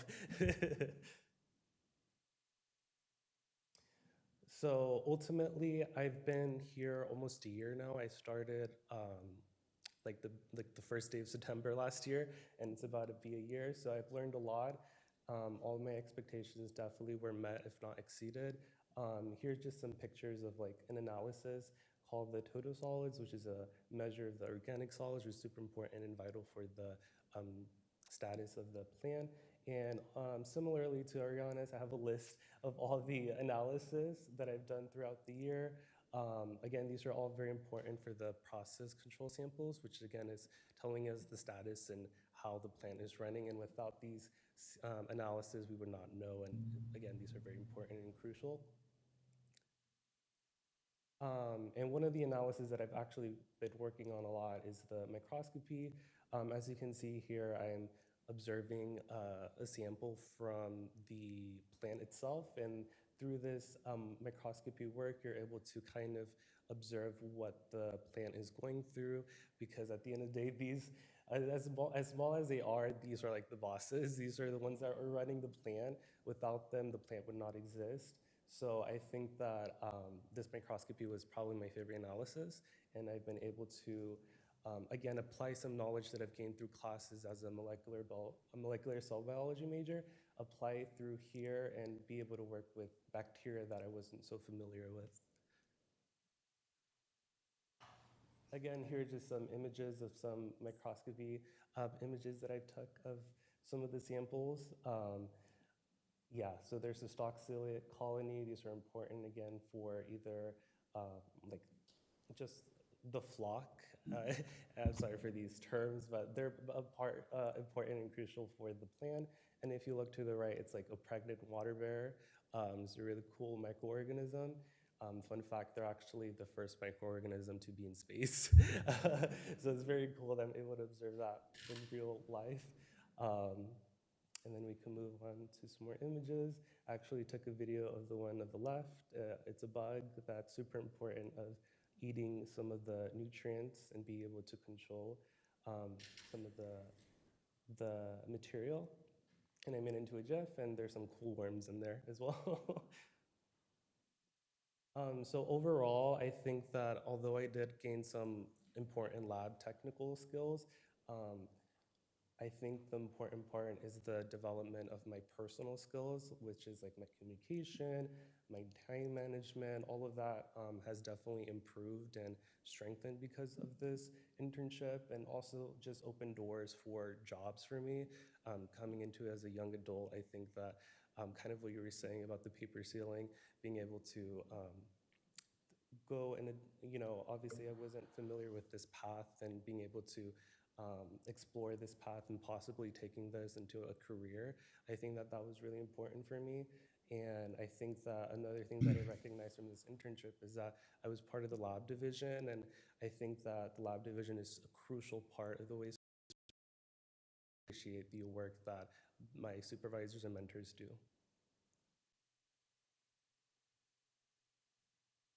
And then I just want to thank, of course, the board here, and I want to thank NG and West County Wastewater for collaborating and allowing me to work in the lab. Without them, I wouldn't be there. I want to thank Leah and Kate for being there whenever I had questions about the position and walking me through this experience. And then, of course, I want to thank my lab division, Geraldine, Carl, and Sam, which were all amazing mentors and supervisors, and were there to teach me valuable skills that that I'm able to pass on and be able to use in other jobs or continue in this field. Thank you. Thank you.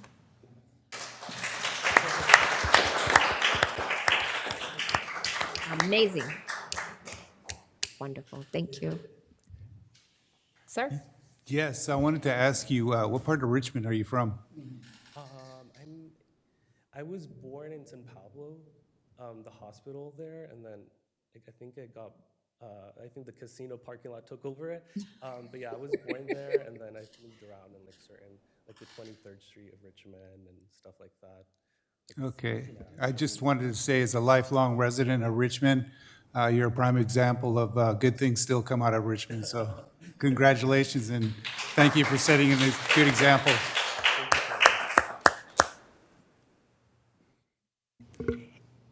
And kudos what he just said. He's not the only lifelong resident, so am I. We got a battle going on. But anyway, fantastic, just excellent. I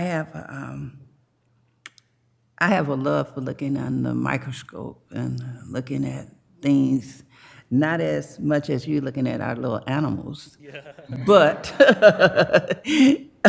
looking on the quality control, looking on the quality control, other things. But I just want hats off to you, and continue, your future, and to let others know what it is as far as health and what wastewater is. Because of just hearing these other presentations, it means a lot. People really don't understand what wastewater is. They'll shy back quick before really getting involved and knowing it is part of our culture, it is part of our environment, it is a part of our future, because without wastewater and being involved, that's a short term of a life.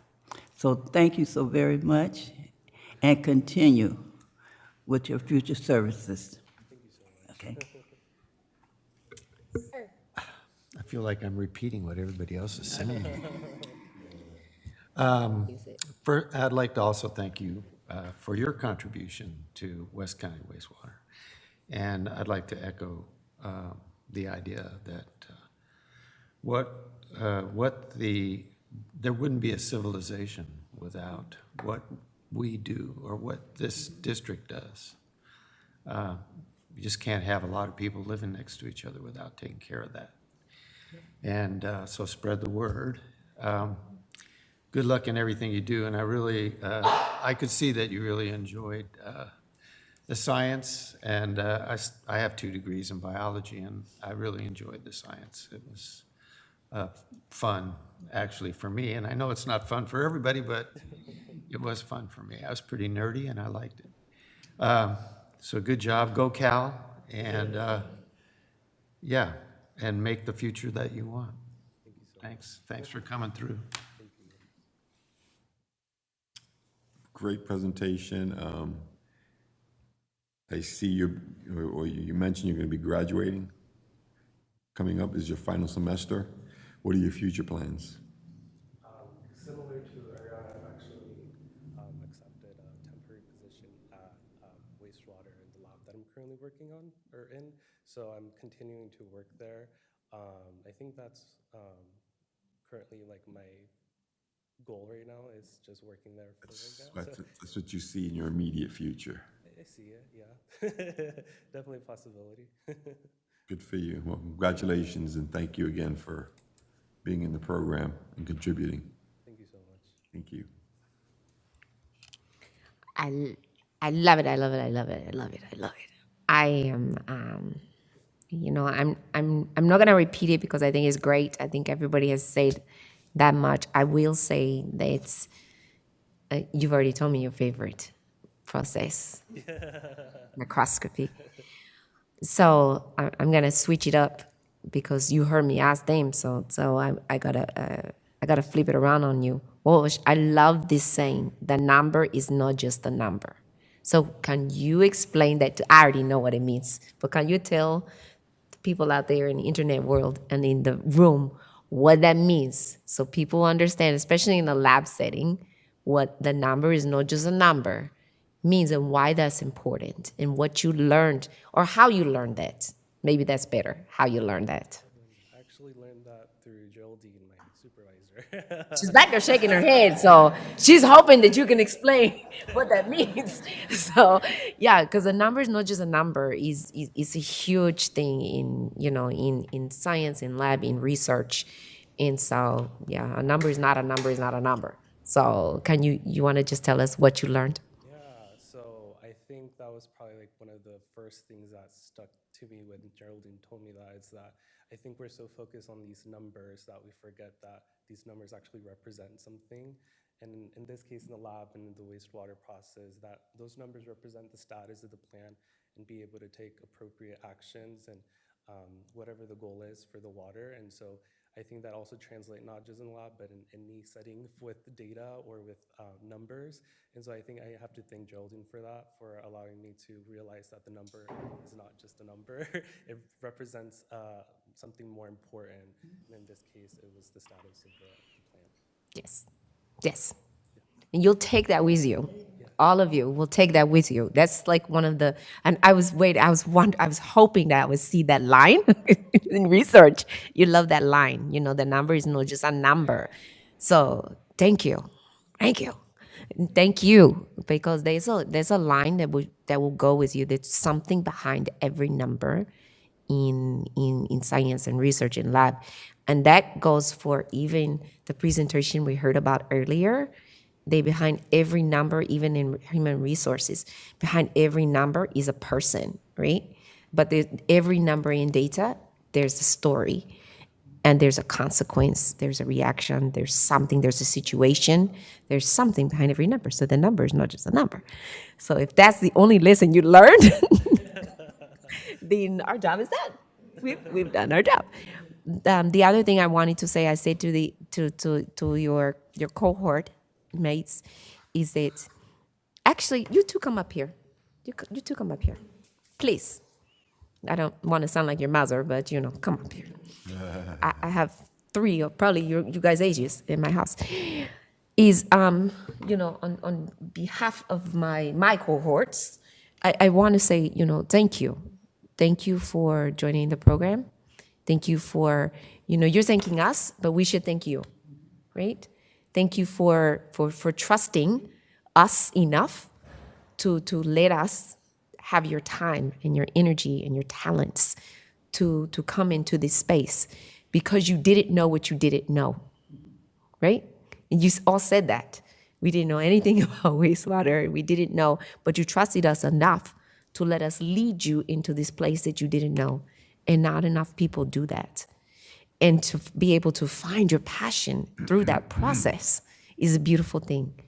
And so now your obligation is only to spread the word, is to be an ambassador. So now you have to find your replacements. Help us find your replacements in the intern program, right? Send recommendations to these lovely women to tell them that just the beauty. And it's not just scientists. This is a program. If you want to be an attorney, look 3 people down from me. 3 people down from me. You want to be an attorney? We have attorneys. You want to be an accountant? We have accountants. You want to be a CAO, Chief Administrative Officer? They exist here, right? You want to be anything in any kind of career, you can do that in water and wastewater. But because people sometimes are so narrowly focused, they don't understand.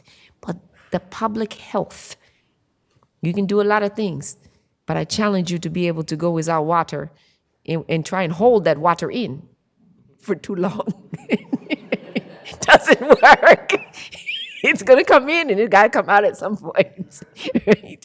So there's a couple of things you need in life. You need some air to breathe, and you need some water, right? And that water got to go somewhere when it comes out, right? So they don't understand what we do until it doesn't work, right? They don't understand it until it doesn't work. And you have had a front row seat to the importance of making sure that it always works. So I commend you for having, what was it that you said, Ryan? To be curious. And your curiosity led you to this moment where you can not only finish this program, but move on. So teach others to be curious, but stay curious. That is stay curious. And my mother used to say, be curious, be bold, and be true to yourself. So I leave you with that. Thank you so much. We appreciate you so much.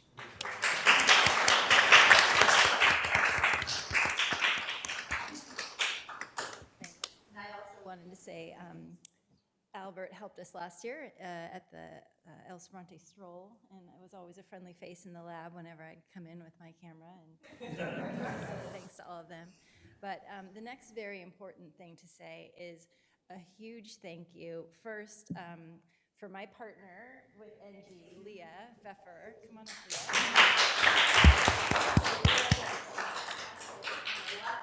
But when Keith and the Clean and Green Project first came, and we were talking about how we wanted to do our public outreach, and and we were all excited about doing an internship program, and she really has helped us in every step of the way, has never said no, has just been outstanding. So I really want to say thank you to Leah.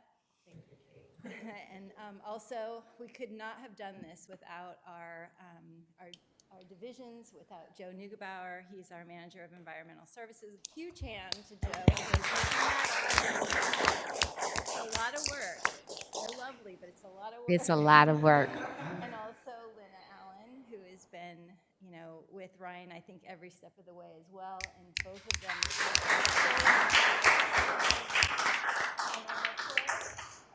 Claudia.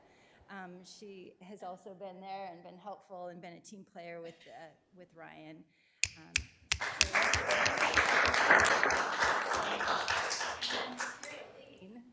She had this idea before anybody else, so I'm sure Erin can talk about that. But this is something that I believe Geraldine has wanted for a long time. She was making plans for it, and so all the stars aligned, and she not only got one internship, but she got two.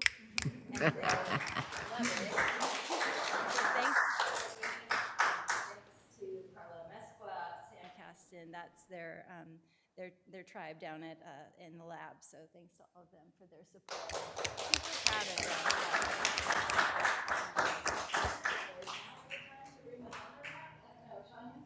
Yes, and she's going to tell us. Now you can give us this news. Thank you so much, Ms. Leah. We really appreciate it. We appreciate you. No, Kate, Kate.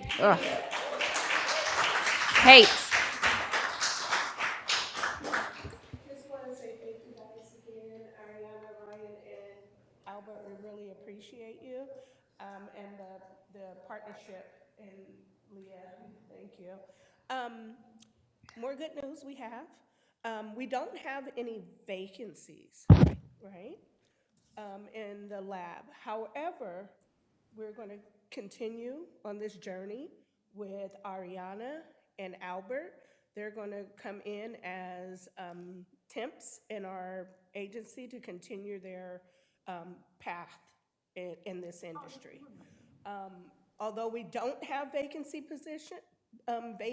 in the classification, it still gives them an opportunity to continue to learn in this field. Whether they're placed in a position here at West County Wastewater, or if they go to another agency that is doing wastewater, it's still within our industry. And it feels good because they started here and they can go and tell everybody about how they came about, and it's just like a cycle. And then in HR, we are looking to start our own internship program. I know that Geraldine, I believe, started as an intern. Yes. And so she's put a lot of work into building her program, the learning experience that she had afforded to her, and to build over the years. So she's been well ready for this. So that allows for human resources to go out and partner with some of our colleges. We're looking at CWEA. We're partnering with Bayworks. We're meeting with them. They have a meeting about internships and how the industry, and we're developing the tools that's needed for the interns to learn what is going on in the industry and to standardize that process throughout the wastewater agencies in our area. And so once again, I just want to thank the interns. It's been a pleasure. I know I talked to you guys like before you started here and was like talking, and it was like really, I'm very impressed with everything that you guys are doing educational-wise, your thought process, how you're open to learn, how Ryan curious, and Ariana going with her passion into what she really is interested in doing. So with that being said, we are looking forward to growing this program and opportunity for others that are coming up behind to grow. And it goes back to the job specs, kind of what you were talking about earlier, President Suddett, of if the job requires experience and education and nobody's willing an opportunity because they don't have the experience, because they don't have whatever the requirements are. By giving the opportunity as an intern, it is experience, and they're gaining that experience, and it's a partnership. And it's not only us pouring back into them, they're pouring back into us. And so with that being said, that's all I have for tonight, but I'm just happy for you guys. Thank you so much. Thank you.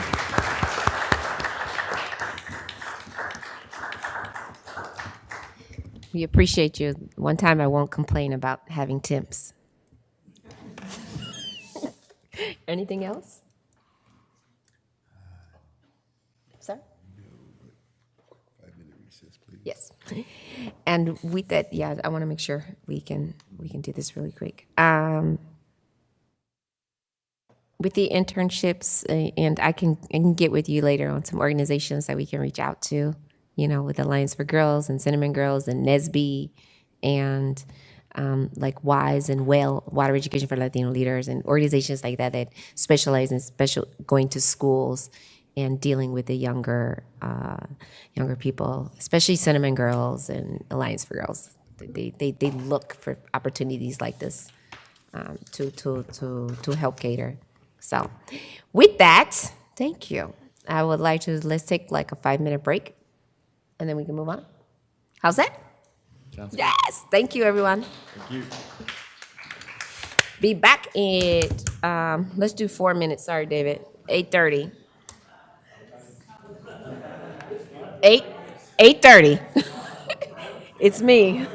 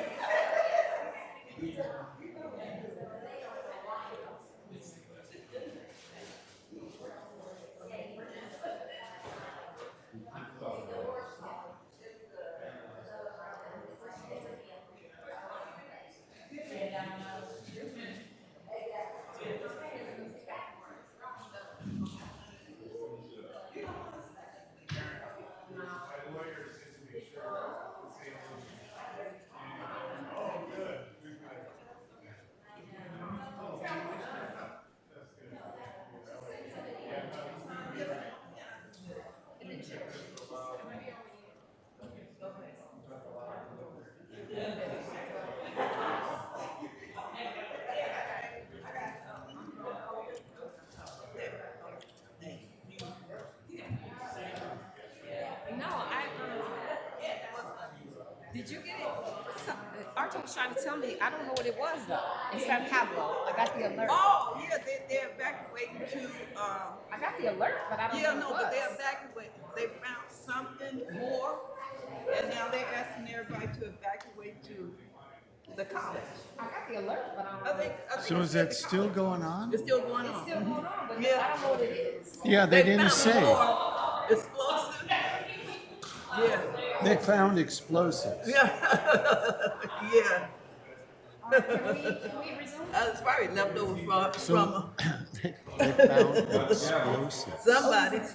Yeah. Explosives. And it's still going on. They announced this early this afternoon.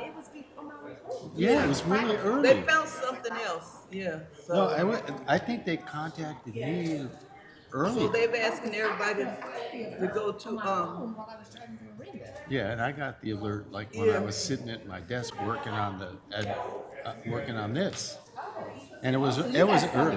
What, Yeah, did you find earlier. explosive? Okay, you got it ready? No? I'm sorry. Okay. You didn't have to make me a bag. So they didn't find explosive. What did they find? Okay, you ready? Chemicals. Chemicals. Okay, chemicals. Explosives. Are you starting? Okay. What the heck's going on?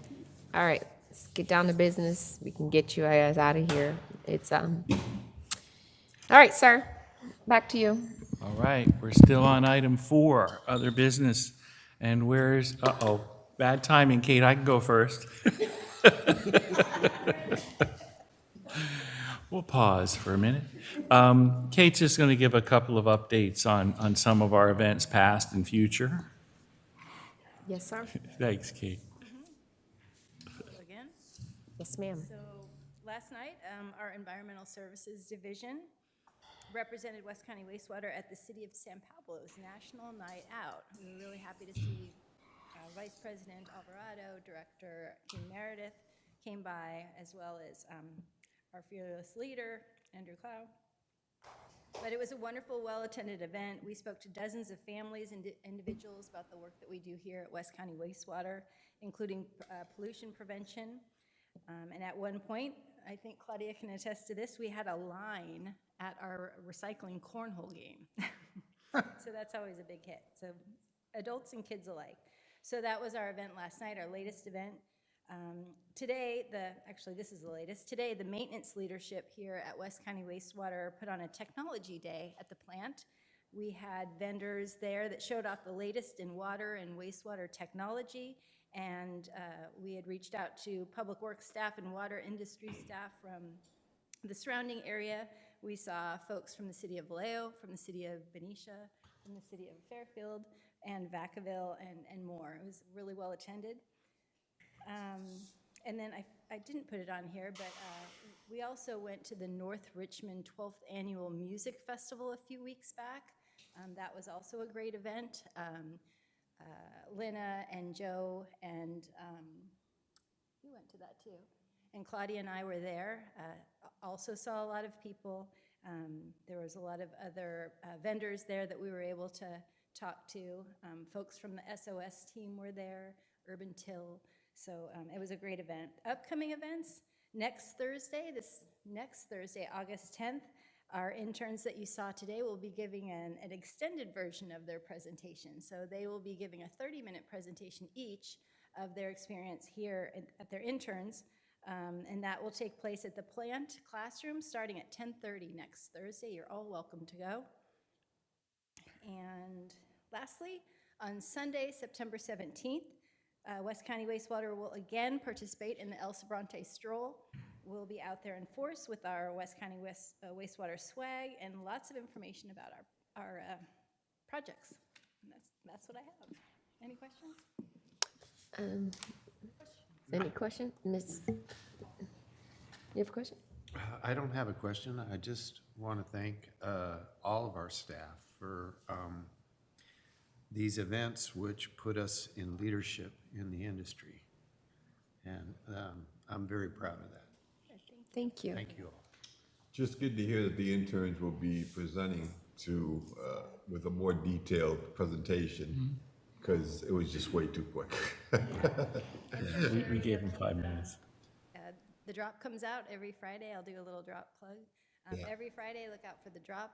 We now have a drop podcast, so that comes out 10 minutes before the print version. So if you'd rather listen to it, it's there. We'll be sure to have lots of pictures from our events like we usually do, and we'll definitely have some pictures and more information, maybe even the PowerPoints we can include in the drop from the interns. So Great. thank you. That- Andrew, did you know? Yes.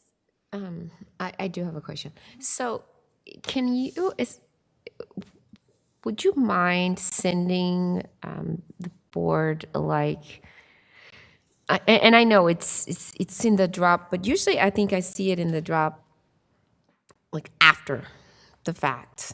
Like, do we have like a calendar of when events are coming up to make the board aware of when stuff is coming up? Well, we have the board calendar, which is an Outlook calendar. Yeah, but it's not like this, like, I'm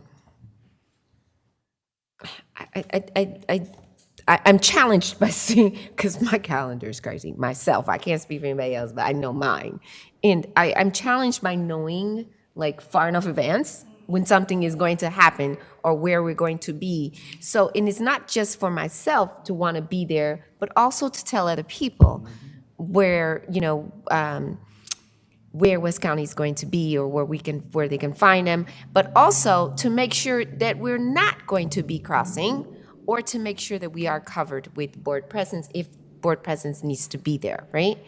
But especially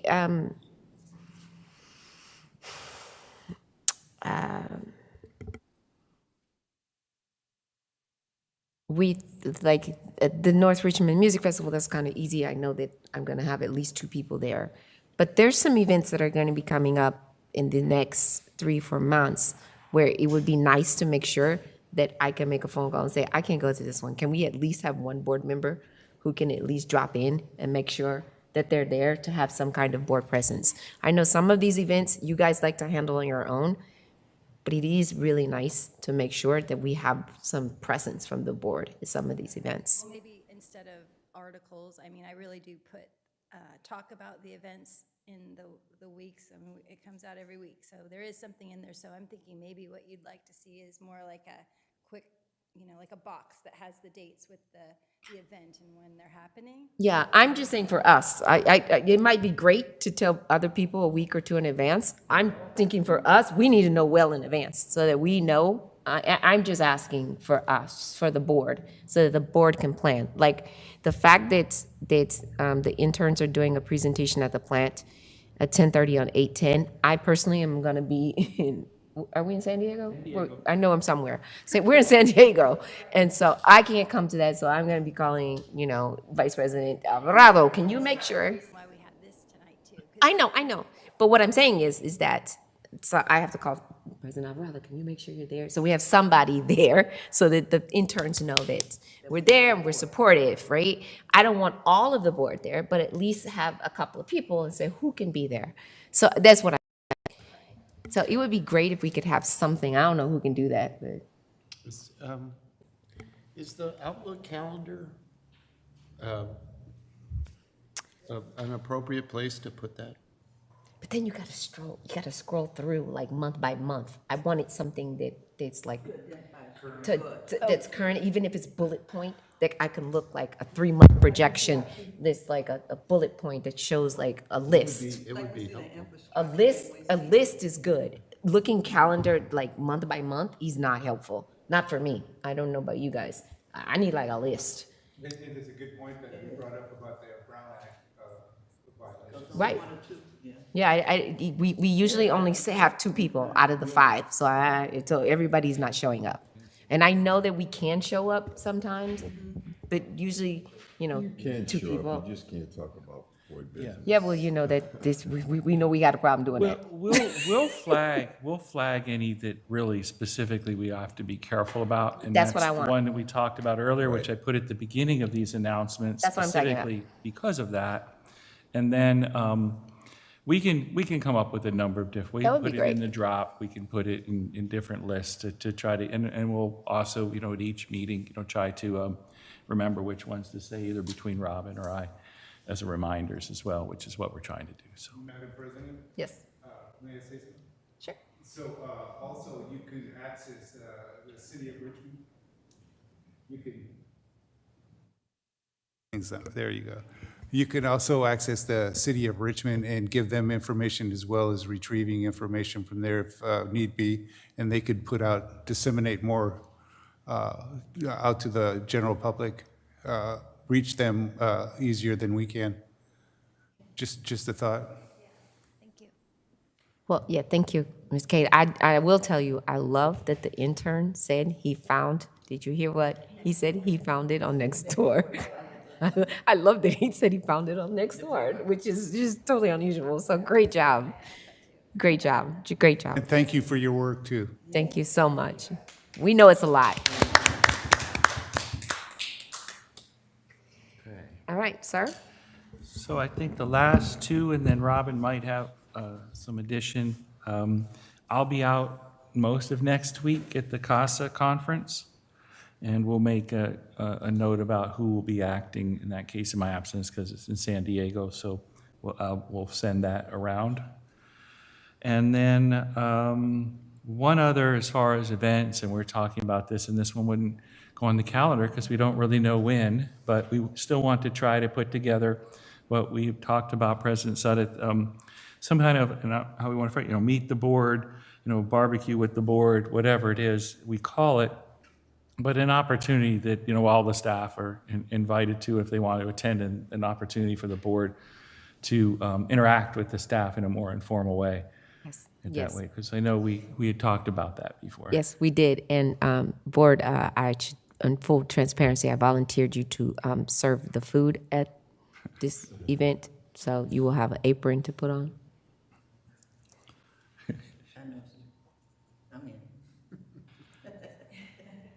Just to blindside you a little Right, bit with so- the conversation, so. It was a previous career of mine. Yeah. So you I know how to do it. So you're gonna be able to, you should look real Short, good. no, I was never a chef.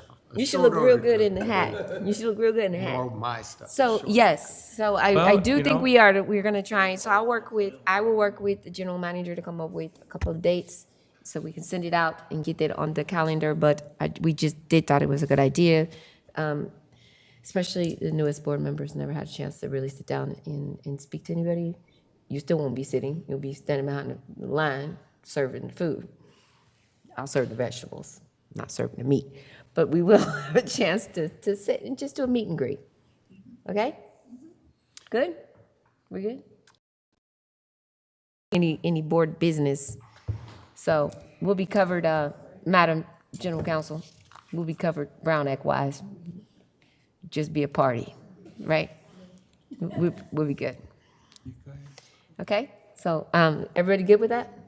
Yes, and I just had a question. Okay, before you ask a question, we good with it?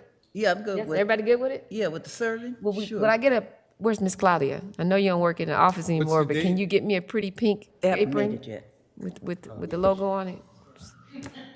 I serve much better with a We get pink. to keep the apron. We get to keep the apron. Oh, But- then. Yeah, we for get to keep sure the I'm apron, in. but mine needs to be. See, he said he's in. Mine needs to be pink though.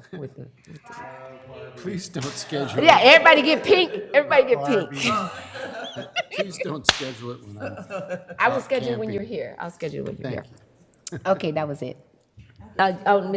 Miss Director King Meredith, you had a question? Madam? I guess probably our district clerk probably will remind us before the ending of the meeting about our, the conference for this Yeah, month. she's gonna. Right, that's so I toward didn't the want to end. overstep, but That's we're toward not the there end. yet. We're not there yet.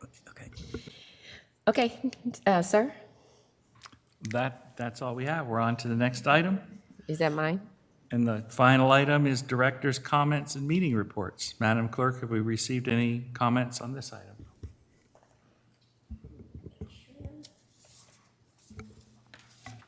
We have not. If anyone wishes to comment on this item, please approach the podium or raise your hand in Zoom.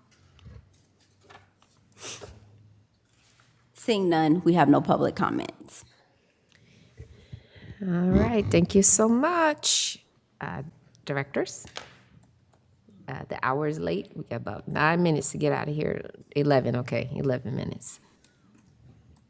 As a reminder, you are going to report on meetings you've attended for which you are seeking reimbursement or compensation from the district, and other matters that are within the subject matter jurisdiction of WCW. Although we would love to hear about everything you've done over the last 2 weeks, since we all do so much.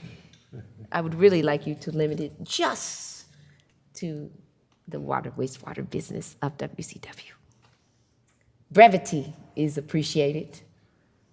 I've heard that before. I'm just repeating it again because we have 11 minutes. Let's go, Okay. sir. Well, I want to thank everybody for coming out to the Fairmead Hilltop Neighborhood, Hilltop Community Church for National Night Out. I want to thank Director Alvarado for showing up, and I got to hug my favorite police chief, Bisa French, and the mayor, and so it was great. We're still collecting clothes for Contra Costa College. These are business attire, suits, anything that someone could wear for an interview.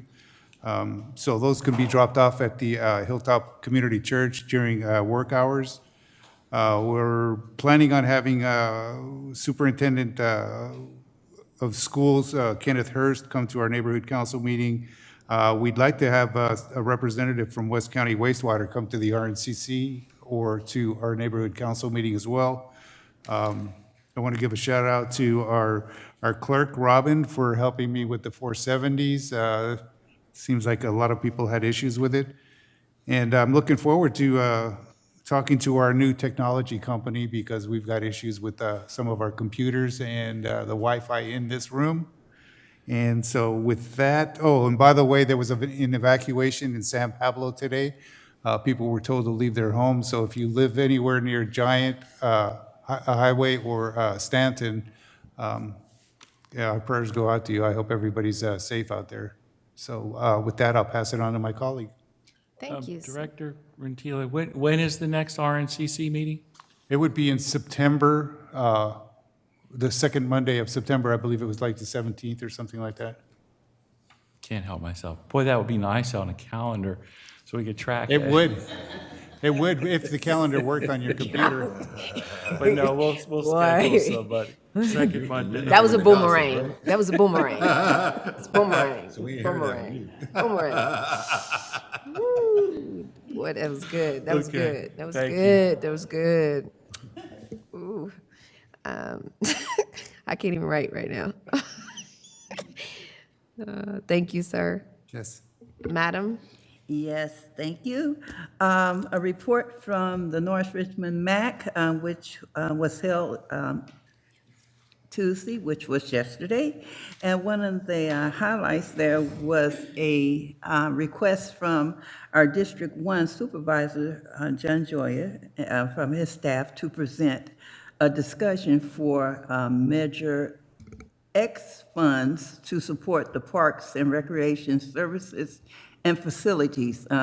He was asking a support letter to go out, to come from all the unincorporated areas in order to look forward to have fundings to be allocated for those services in those areas. The other was a presentation from our watershed project to adopt a tree. They were on program last month, but they didn't get a chance, short of time, they didn't get a chance to actually do their presentation, but it's to adopt a tree. Anyone in the community to work with the watershed, they will be working with you. Once you select a tree, you have beautiful trees to go into your, on your property. And as you know, that trees are a filter for improving the air quality and for human health. The other presentation that took place was to look at Birdie Elementary School and to redesign, and that is to share a collaboration with Urban Tilt. Moving forward, in July, I had the opportunity to be invited with the board president of the North Richmond Resident neighborhood council to take a tour of Chemtrade, formerly known as General Chemical. And we got a chance to look at some of the improvements that they had done. And they were wanted to hear from the North Richmond and the Richmond community of their experience and how well they're doing, if we smelt any sulfuric acid or so forth. So that was interesting, and that was a tour, July the 20th. And last but not least, I did get a chance to attend National Night Out, the same as Miss Kate just mentioned. And we did take some pictures, and it was just really well attended, especially at our station. I couldn't really get through so many little kids and grown folks, and in place of want to toss and get more information about wastewater. But it was great. So with that, I conclude my reports. Thank you. Gracias, madam. Sir Weiner. I'll be brief. I have nothing to report. My favorite report of the night. Thank you, sir. You get an extra cookie. Thank you. Thank you. July 27th, attended the supervisors meeting. It was a breakfast meeting, which I'm still trying to figure out if they had a quorum or not, or whether it was a meeting or not. So we'll just skip over that for right now. On July 31st, there was a San Pablo Special Council meeting where the only thing on the agenda was discussing the new police, San Pablo police badge art that they've done. Don't know why they had a special meeting for that, but they did. Yesterday, I attended the North Richmond MAC as well, and I must say, Director King Meredith did an excellent job at chairing that meeting and getting things moving in the right direction. I believe we were out of there at 6:15. I then went and attended the Hilltop Community Church with Director Rantila, National Night Out. That was a great event as well, well attended. They're giving away free haircuts, and they had bouncy for the kids. They also gave away some nice stuff for your car and hand sanitizer. So that was very well attended. I then went to the San Pablo Community Center where they were having their National Night Out, where there was just very packed, a lot of people. There was no place to park anywhere. Thank goodness I knew the police. So I was able to find a parking, but that was very well attended as well. And that's pretty much it. Thank you. Thank you so much. Let me just, I'm not going to be as brief as Director Weiner.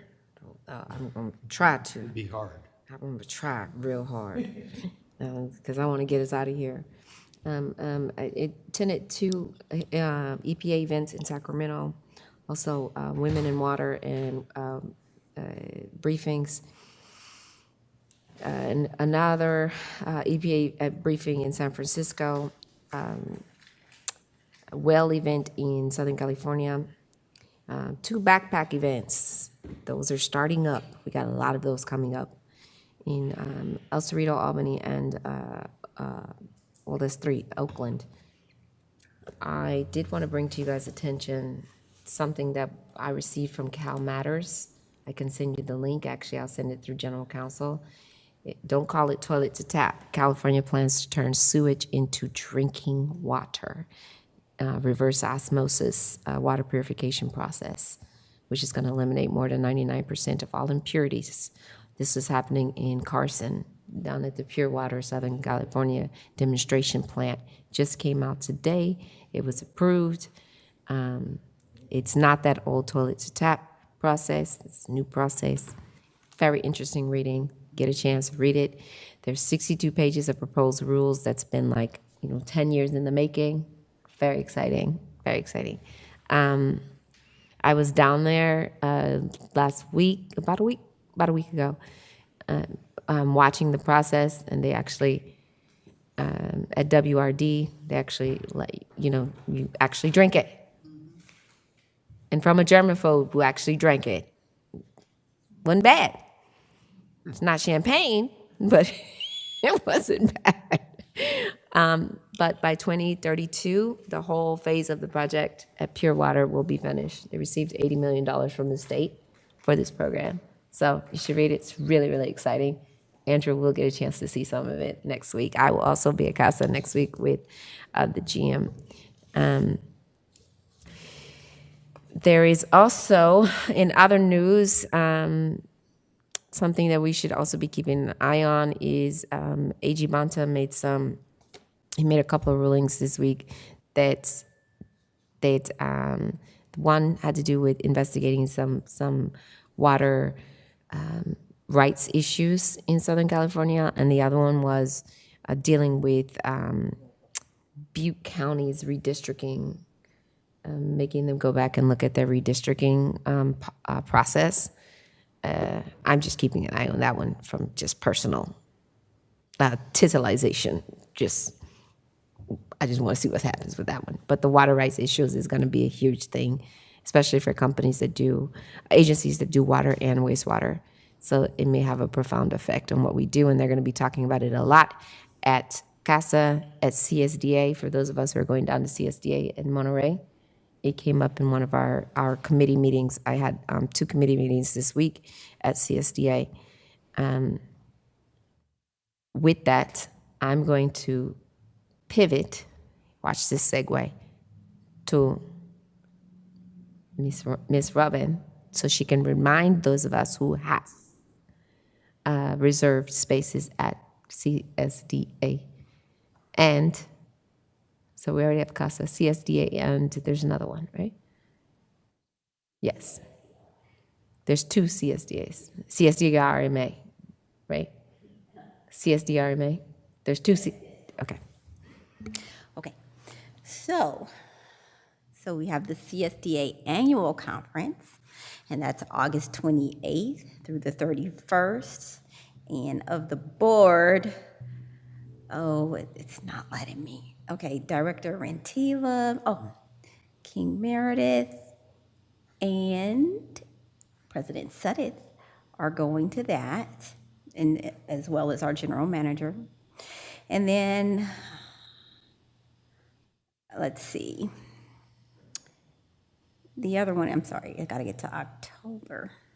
Okay, so CSDA SDLA, and that's the leadership conference. That is Director King Meredith, Director Rentila,